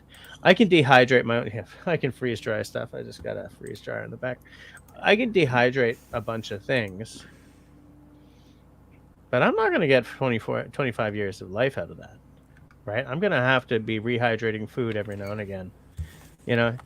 Okay, kids, come and eat the reconstituted spaghetti. Dad, come on. Because it's going to go bad in like a month and a half or something, It's just, it's expensive. Mountain House is the most... I think Mountain House is probably the most expensive because they're the brand that everyone knows. And for all the other reasons that are impinging on the economy right now. Yeah. It's expensive. Yeah, it's a bad time to be... Moving things is expensive. Yeah. Energy is expensive. So, freeze drying is energy. Yeah, it really is. Absolutely. David is asking a question directly to Russell. I'm trying to figure out which video that is, David. March 2020. Yeah, thing is, Raspberry Rock makes a lot of videos, so I've got 4 different videos with bugging out in the title. Bugging out or bugged out. Sean Alaska says, if there's no damage to the can, the best buy date is mainly to get you to throw it out and buy more. The only exceptions are if it's something that's got a good amount of acid in it, then the acid's slowly gonna wreck the flavor of everything else. But right. Dennis tells us why. The poodle noodle is to line the bucket rim to make a toilet. Then that comment, it takes on a whole different... I think he just totally dissed his wife. I'm gonna say no to that. A bucket is more useful and you can poop anywhere. Yeah, Jim says a split pool noodle makes sitting on a bucket more comfy. Well, if you're not in the woods, there's something to that. Yeah. Tim says there are expiration dates on all food. We keep inventory on the dates and replenish before these expire, which is what we've been saying. You got to do. Or best before dates. Yeah. But like, How far past the best before date would you go on something, Tenenbaum? Depends on the You would- circumstances, doesn't it? You Okay. open it and see what it looks like. But like, if you open something and find a rancid mess, Then I wouldn't need it under any circumstance. I would need it. yeah. But no. But I only got halfway through my thought before I Well- sort of paused. Like, the last place you want, when you don't want to discover that, is when the S has hit the fan, right? That's when you don't want to discover that half your You know, food's gone it's rancid. pretty much the sniff test. If it's canned food and the can is undamaged, it's pretty likely to be. No, it's not going to kill you. Right. Yep. Just the chances are, like anything in a can, like there's no bacteria in it. Bacteria's not going to grow unless something's happened to the can. But you're going to open it up and it's just going to look like shit because it's lost all its consistency, its nutritional value. It's going to taste bad. I've seen that before. Yeah. But compared to not eating, it probably could be an attractive option. Well, yeah. Yeah. Absolutely. I'm just seeing like if anyone else is selling these pre-done kits. Good to go co.ca. Ready. But sorry. By the way, Dave, I'm looking at it now, so you can stop looking. Sorry. You're looking at it now. So what did you use? What did you have in there? Well, I'm going through it. I went through a bunch of food. I'm waiting for the spot where I talk about the emergency food. Okay. What I'm looking at here is we're going to share this. So this is at goodtogoco.ca. So this is already our 4-week emergency food supply, 2,000 calories per day. I need to eat less than that because I'm a fat tub of lard, and I'm working hard on it. But I don't know if this is like for one person.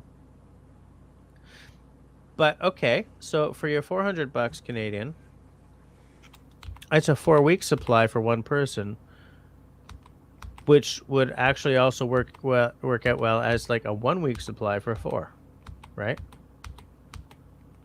So I mean, I'm just trying to think of if you're buying stuff rather than rather than making stuff, what the economics of that would be. If you're looking for like a 2-week survival pack, like what Russ was saying, if you're just buying your stuff, then that's $800. Now, if you think about it, if I order pizza for my whole family, that's $70, give or take, right? If we order sushi, dude, we're hitting like 112 without even trying. Right, so like it's easy to see. Wow, like for a family of 4, that's a week at $400. Yeah, but you know what? Before the situation we live in now, before COVID and all that stuff, this would be really expensive. Now it's like, no, it's just expensive. Do you know what I'm saying? It's just for It's inflation and the things that have happened to the supply chain. That's getting closer to normal weekly it is. food bill. It is. It's tax. $100. Yeah. $100 a week for one person, which is, I guess, not unreasonable. Yeah. Oh, hey. Dennis just said he often shopped from them. I guess the food must be Nice. good then. Yeah, if he often just interesting. Okay. Oh, look who else is here. Honeybee, who, by the way, also is a channel member, which makes him one of my personal heroes.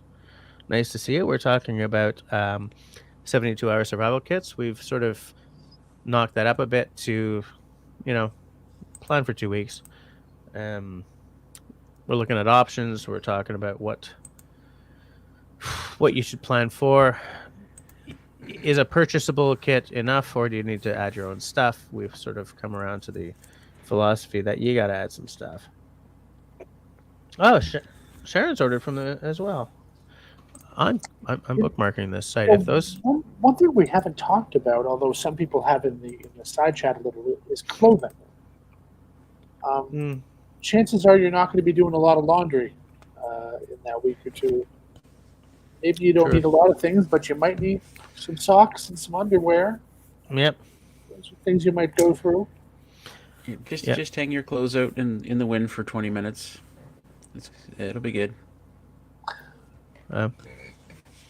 Sun bleached and wind dried. It just wind. Yeah, it'll blow the odor out of it. In a That was- non-emergency that was- situation, you That can. was funnier in my head. I was going to say, in a non-survival situation, you can, throw a worn pair of pants in the dryer for 20 minutes and get the same effect. By the way, even better if you spray it with lavender before throwing it in, I guess.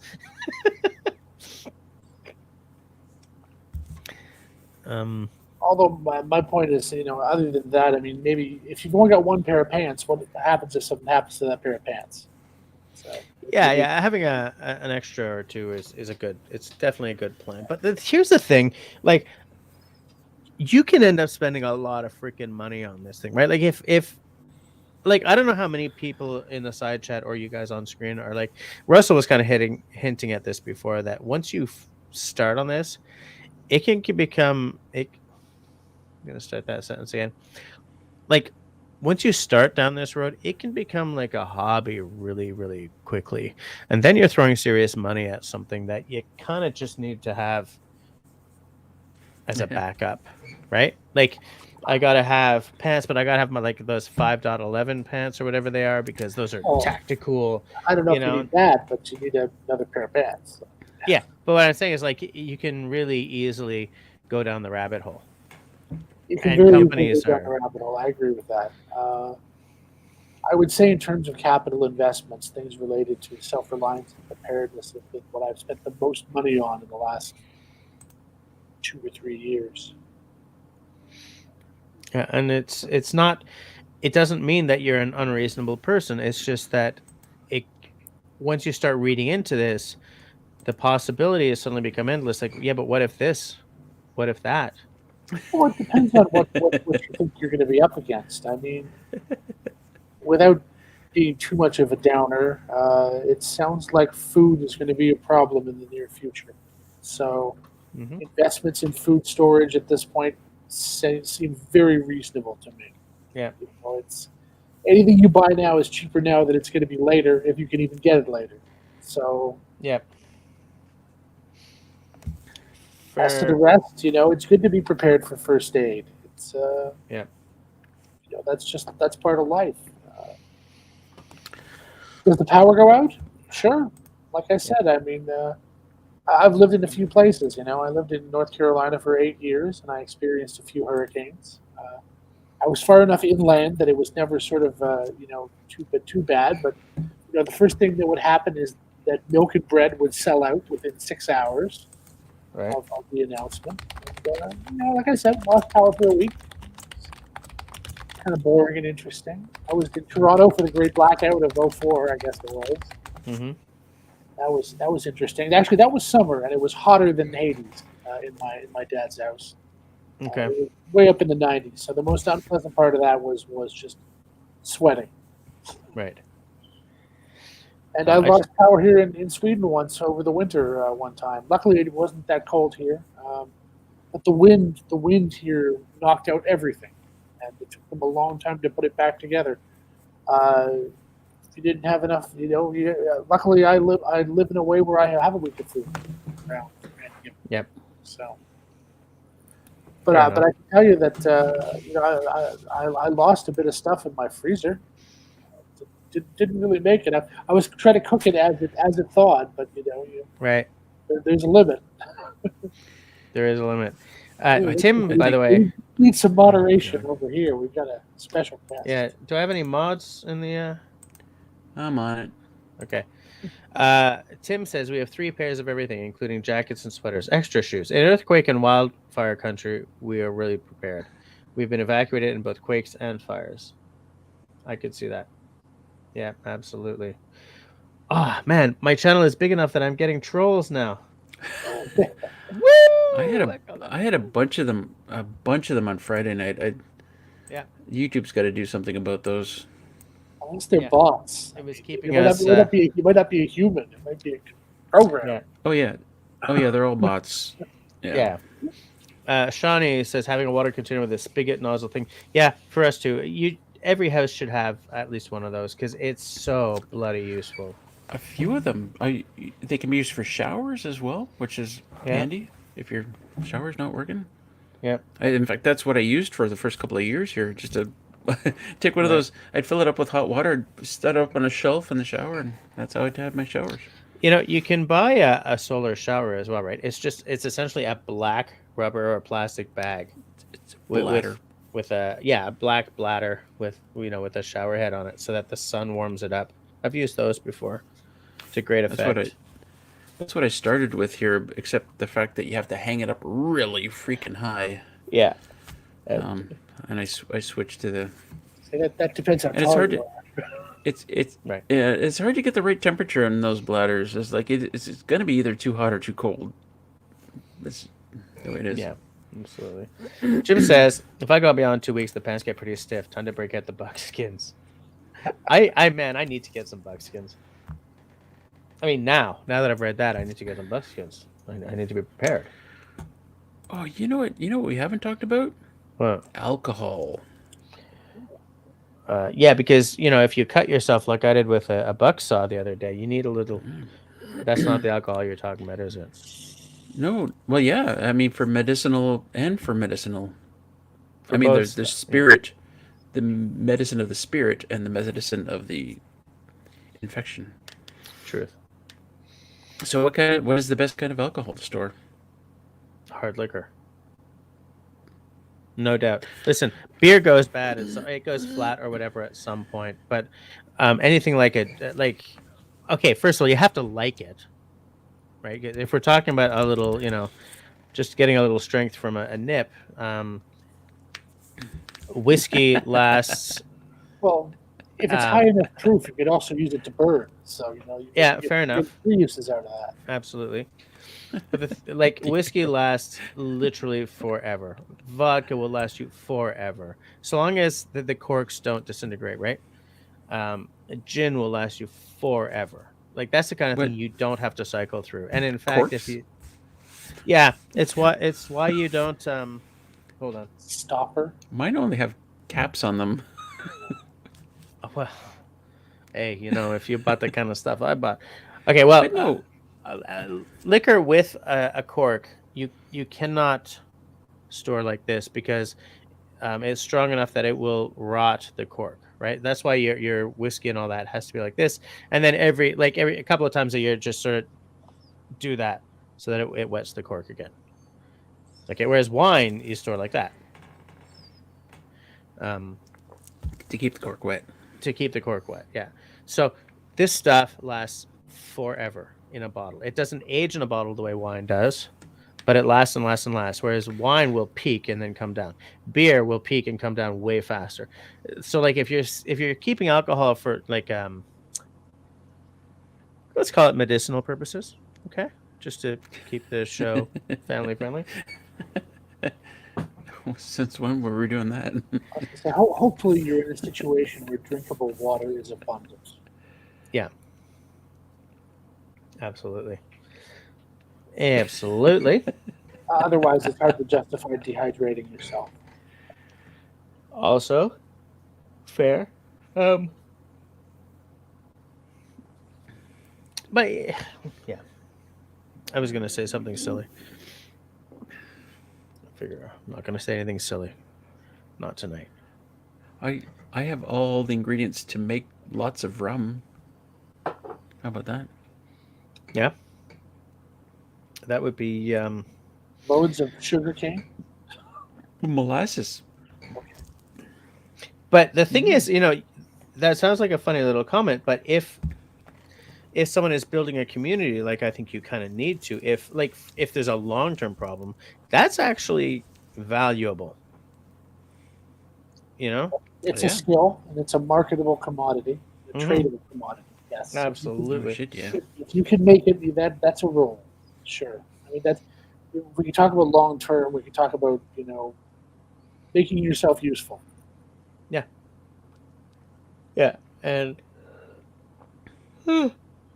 I mean, long-term survival is a little outside the scope of the conversation, but like, if you are pulling a, well, there you go.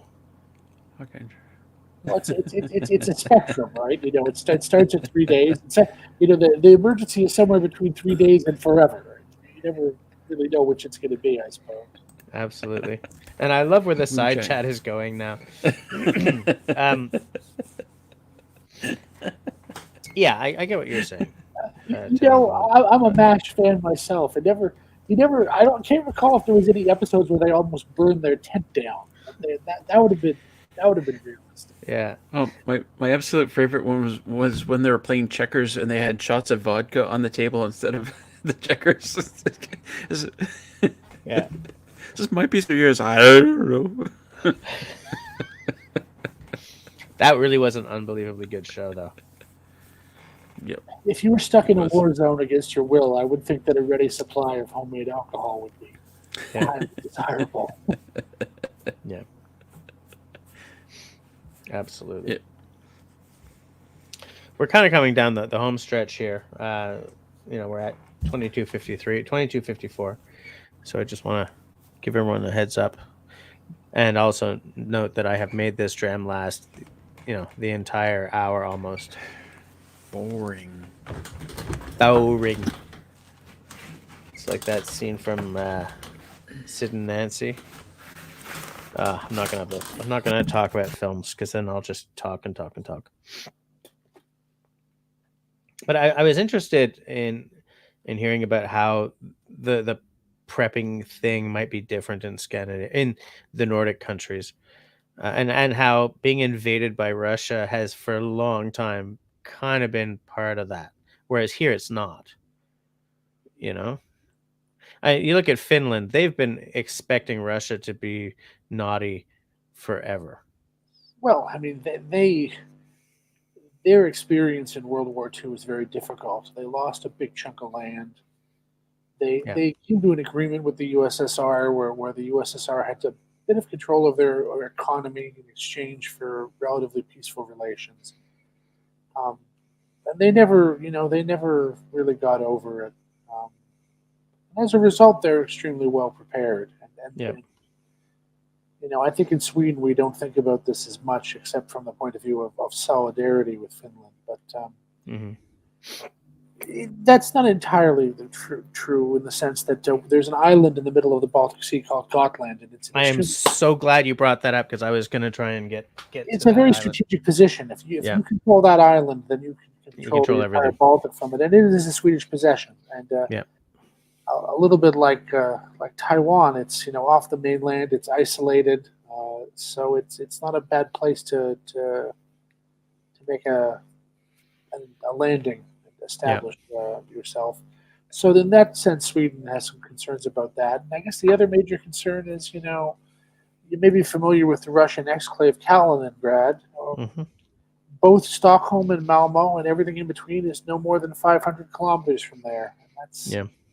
not very far.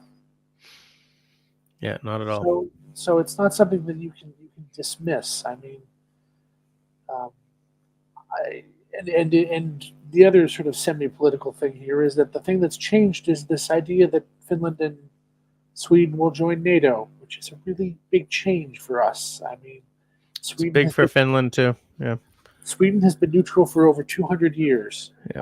and this happened very, very fast, and I think it seems likely to happen. But what it means is that it brings us into the possibility of conflict is much greater than it was before. Yep. If there's a larger conflagration in Europe, I think we're fair game now. Whereas that wasn't necessarily the truth. It was Before, certainly a lot less likely before. Yeah. And so if you live here, that has to give you pause. I mean, it's Yep. it's a little bit different. Absolutely. Tim I says, never in my lifetime thought I'd have to worry about that, honestly. But, yeah. Well, it's funny that you say that because something Tim is mentioning here is making me think of, and this is not within the scope of tonight's conversation, but he still remembers the duck and cover in school. Like that would help. And this is interesting because Russell's childhood memories are vastly different from mine. I remember, sitting in school in Montreal, and we didn't duck and cover. We didn't hide under the desks, but we did have videos about, if the nukes come, right? I was going to say, as old as the three of us are, we're a little young for the Bay of Pigs, but our parents probably remember that, and they had that experience, and they would have crawled under desks. My parents crawled under desks. Canadian kids were crawling under desks as well as American ones were.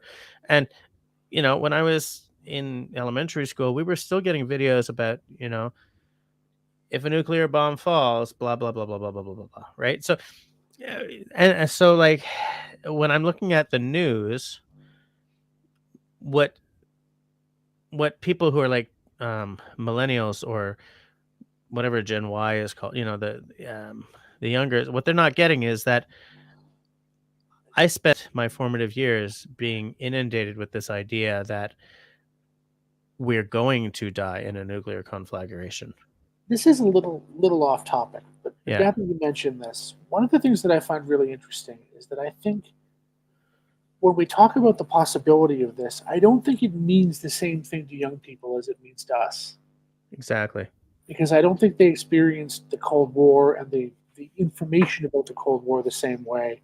I don't know about you guys, but I remember seeing The Day After, and it scared the pants off me. Saw it in school twice. It's a terrifying film. Yeah.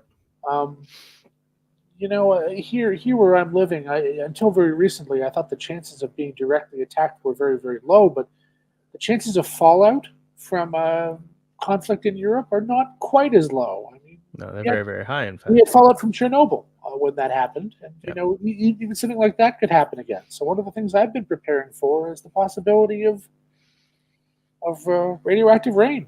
It's got your iodine pills. I do. I got in early, luckily, because you really can't get them. Can't get them. Yeah. Which actually reminds me that like water filtration is important in even a 72-hour kit if you're sort of out there rather than in the city. But that's an example of a disaster where you better have some stored water, because I don't think you want to drink what's coming out of the tap after a day or two. It's a real problem. No way. David Evans says next week's conversation is going to be homemade bomb shelters. Yeah, no, we did get pulled off topic a little bit there. Sorry about that, guys. Well, I do want to. It's relevant to me, at least in the sense it's one of the things I'm preparing for. It's one of the things you have to prepare for. Yeah, you absolutely have to prepare for, and maybe we should be preparing too, right? We never know what's going to happen, right? The thing is, I sort of feel that we're in the same position now as we were just before World War I, where everyone's agreements meant that if somebody tipped the scale all the way over here, it could like domino into everyone ending up fighting. So, well, it sounds like we're going to hear about Taiwan a lot in the next little while. Absolutely. Like Ukraine is on the back burner, but Taiwan is coming up. Yeah, I think so too. Jim says, I live near a huge chemical factory. Dow, yeah, that's a big company. It's always a big thing, hearing that it was a major target for a nuke. My brother lives in lovely Pickering, Ontario. Oh, yeah. They are just revising the guidelines for warnings and also for availability of iodine pills. Yeah. For persons who live in the vicinity of power plants in Ontario. But, like the thing about this. Sorry, sorry, Jess. I thought my mic was on and it wasn't. Okay. There's a website you can go to where it shows all the power stations around and where the fallout would be if a nuclear, if it got taken out. Let's say. Really? And where is it? Where are you? And where is the downrange kind of thing? Right. Anyway, sorry, Jess. Interesting. Continue with your thoughts. That's not the kind of site I would want to spend too much time on because, like, as I said, brought up knowing we were going to die. But what was I going to say? The thing is, that really is more than a 72 or 2 week kit, right? That is fundamentally long-term, a bomb just landed downtown, stay in your house, keep the windows closed for at least 48 hours. and then God knows what happens. So I mean, it's a little outside the scope of what we're talking about, but it's God, it's so much more possible now than it was last year. I still don't think it's likely, but it's sort of hovering within the realm of possibility. The way, like 2 years ago, I would have been like, oh, "Shut up." No way. There's different possibilities. I mean, for example, the Russians have shown a real interest in information warfare, Mm-hmm. cyber attacks. You know, we are very, very dependent on our infrastructure. Yeah. That's something they're interested. One way that they could exert their will without killing a lot of people, but you know, that's another source of a potential longer term emergency. Absolutely. Yeah. By the way, it is now after 11. Some of the viewers are leaving. What do you guys think? Should we go to 11:15? Well, the sun's already up here. Yeah, man, it amazes me how long you can stay up. Well, it's summer now. I mean, it's almost summer now. So you know, the sun came up at 4:30. Right. Jess, are you pouring another dram? Nope. Nope, because I emptied that bottle. That's bottled down. Don't you have to drown that with something? Yeah, I'm drinking it with water. Chase it with something? Colored water. Yeah. Oh, iced tea. Okay. Was a little let down. Bourbon and Branch. Bourbon and Branch.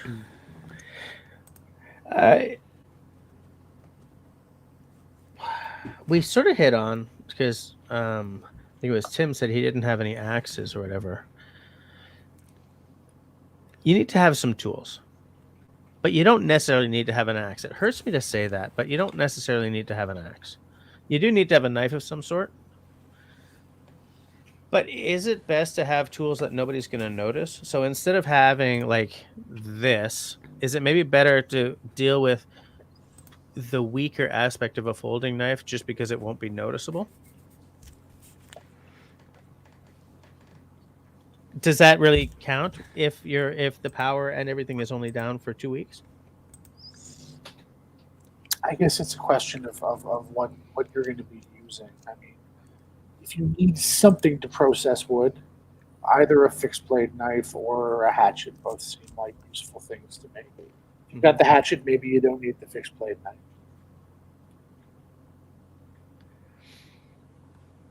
And it's funny because, like, some things, if you're living in a rural environment, you don't need in your pack because you just have them. Right? Whereas if you live in downtown Montreal, like downtown where everyone lives in a high rise, it can be a different situation. As Russell was saying, no generator, no access to firewood. Right? It's like what you need to have in your kit is going to be different, but also what you have access to in terms of resources can be very different. Like, how do you plan for that? Well, and then maybe this is one thing worth mentioning, that in theory, this bag, if it's going to be a bug out bag, has to adapt over the seasons. Is what you need in terms of yeah. In terms of your ability to deal with temperature issues, it's going to vary from season to season. You don't want to carry heavy winter stuff around in summer, but you need it. You definitely need it in the winter. Yeah. So you got to sort of keep on top of that to some degree. Absolutely. Guys, I'm gonna take off. Have fun for the rest of the stream. All right. Have a good night, Russell. We'll see you next week. All right. Pea soup. David is asking, what will you use the knife or axe for? Cutting wood or hunting? A lot of people think it's okay. I'm just going to go to the woods and hunt. No, you're not. No, you're not. I hunted for years, and it's hard to bag an animal. If suddenly there's 30,000 people running to the woods and thinking they're going to hunt for their food, forget about it. It's not going to happen. The other application for a hatchet or axe in an urban context is for emergency use. There's a reason that firefighters use them. Yeah. So there's something to that. you need to get through something, that's a handy thing to have.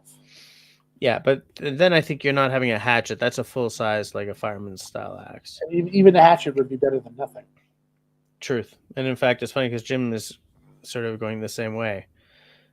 Some hatchet work can be accomplished with a fixed blade knife. That's very true. David's out as well. All right, good night. Yeah, we're gonna shut her down pretty soon too, I think. Okay. I don't know about you, but I'm dying here. I said, I don't know if I said on the live stream, but I was talking to someone today about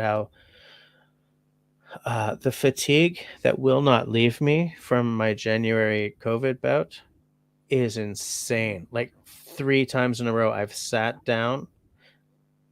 I've just finished doing the dishes. It's like 9 o'clock at night. I'm just going to sit down and watch a YouTube for a minute. And I woke up at 3 in the morning, 3 nights in a row. And that happens constantly. It took me a long time to start feeling better. And I still don't think I am where I was before all that started. Yep. No but way. The best thing I can say is that it is happening slowly over time. Yeah. Thank the gods, because I think it depends on who you are and what happened to you. But I think for a lot of us, for a lot of people, there's like a lot of small tissue damage. Mm-hmm. And that just takes a long time to sort itself out. You got to replace your cells. You have to slowly undo all that damage, whether it's your lungs or your muscles or your arteries. All that takes time. Destiny's asking. I was going to ask about fatigue and if the taste and smell is back. Absolutely, fatigue is crazy. I'm really short of breath. I cough a lot. I've got an asthma pump now. Fuzzy headed like you wouldn't believe, man. I didn't have a great memory before, but now it's just gone. If you say something to me, you must assume I will forget it, but I'm optimistic that at some point it'll stop being an issue. Ian says he got the large branch off his roof using his cheap Canadian Tire saw, but I still need to borrow a chainsaw to get rid of the big part of the tree that fell. I need to get a chainsaw too. I really do. Not because I'm afraid of. I mean, it would be nice to have one for the disaster preparedness, but I also kind of want to have one for when I'm out in the woods and cutting up trees. Some of the new electric saws are very powerful. They're sort of an attractive option if you don't want to deal with the gasoline. I keep hearing that. I got to look for one of these really high-end. DeWalt makes a 48-volt saw that is as powerful as anything. I mean, it's not for professional forestry use, but for a homeowner, I think it does everything you would want a saw to do. Right. I've seen mixed reviews of the electric still, but electric's not their specialty. So. Right. Whereas DeWalt kind of does electric. Destiny's asking about my taste and smell. I had it long enough ago that's a long time ago. But, right. I had it I had it before the vaccines came out. So yeah. Yeah. I think taste and smell is a fairly short-term thing. Have you heard of anyone with long COVID that is yeah. Oh yeah? I've heard of people having longer-term problems. Okay. There are ACE receptors on the tongue, and that is one of the ways that the virus can enter the body. So right. You can have that look there. Sorry. No problem. Let's just shut her down. It's 11 past 11. 11:11 is a good time to end it, right? It's a good number. It's 11. It goes to 11. So okay, thanks to Tenenbaum and to Russell for coming on. Thanks to everyone for hanging out to the bitter end. So we're going to shut her down there, and we'll see you next week. Between now and next week, as I always say, be safe, be sane, be healthy, and be kind to one another. Good night, everyone. Yeah, hey, though.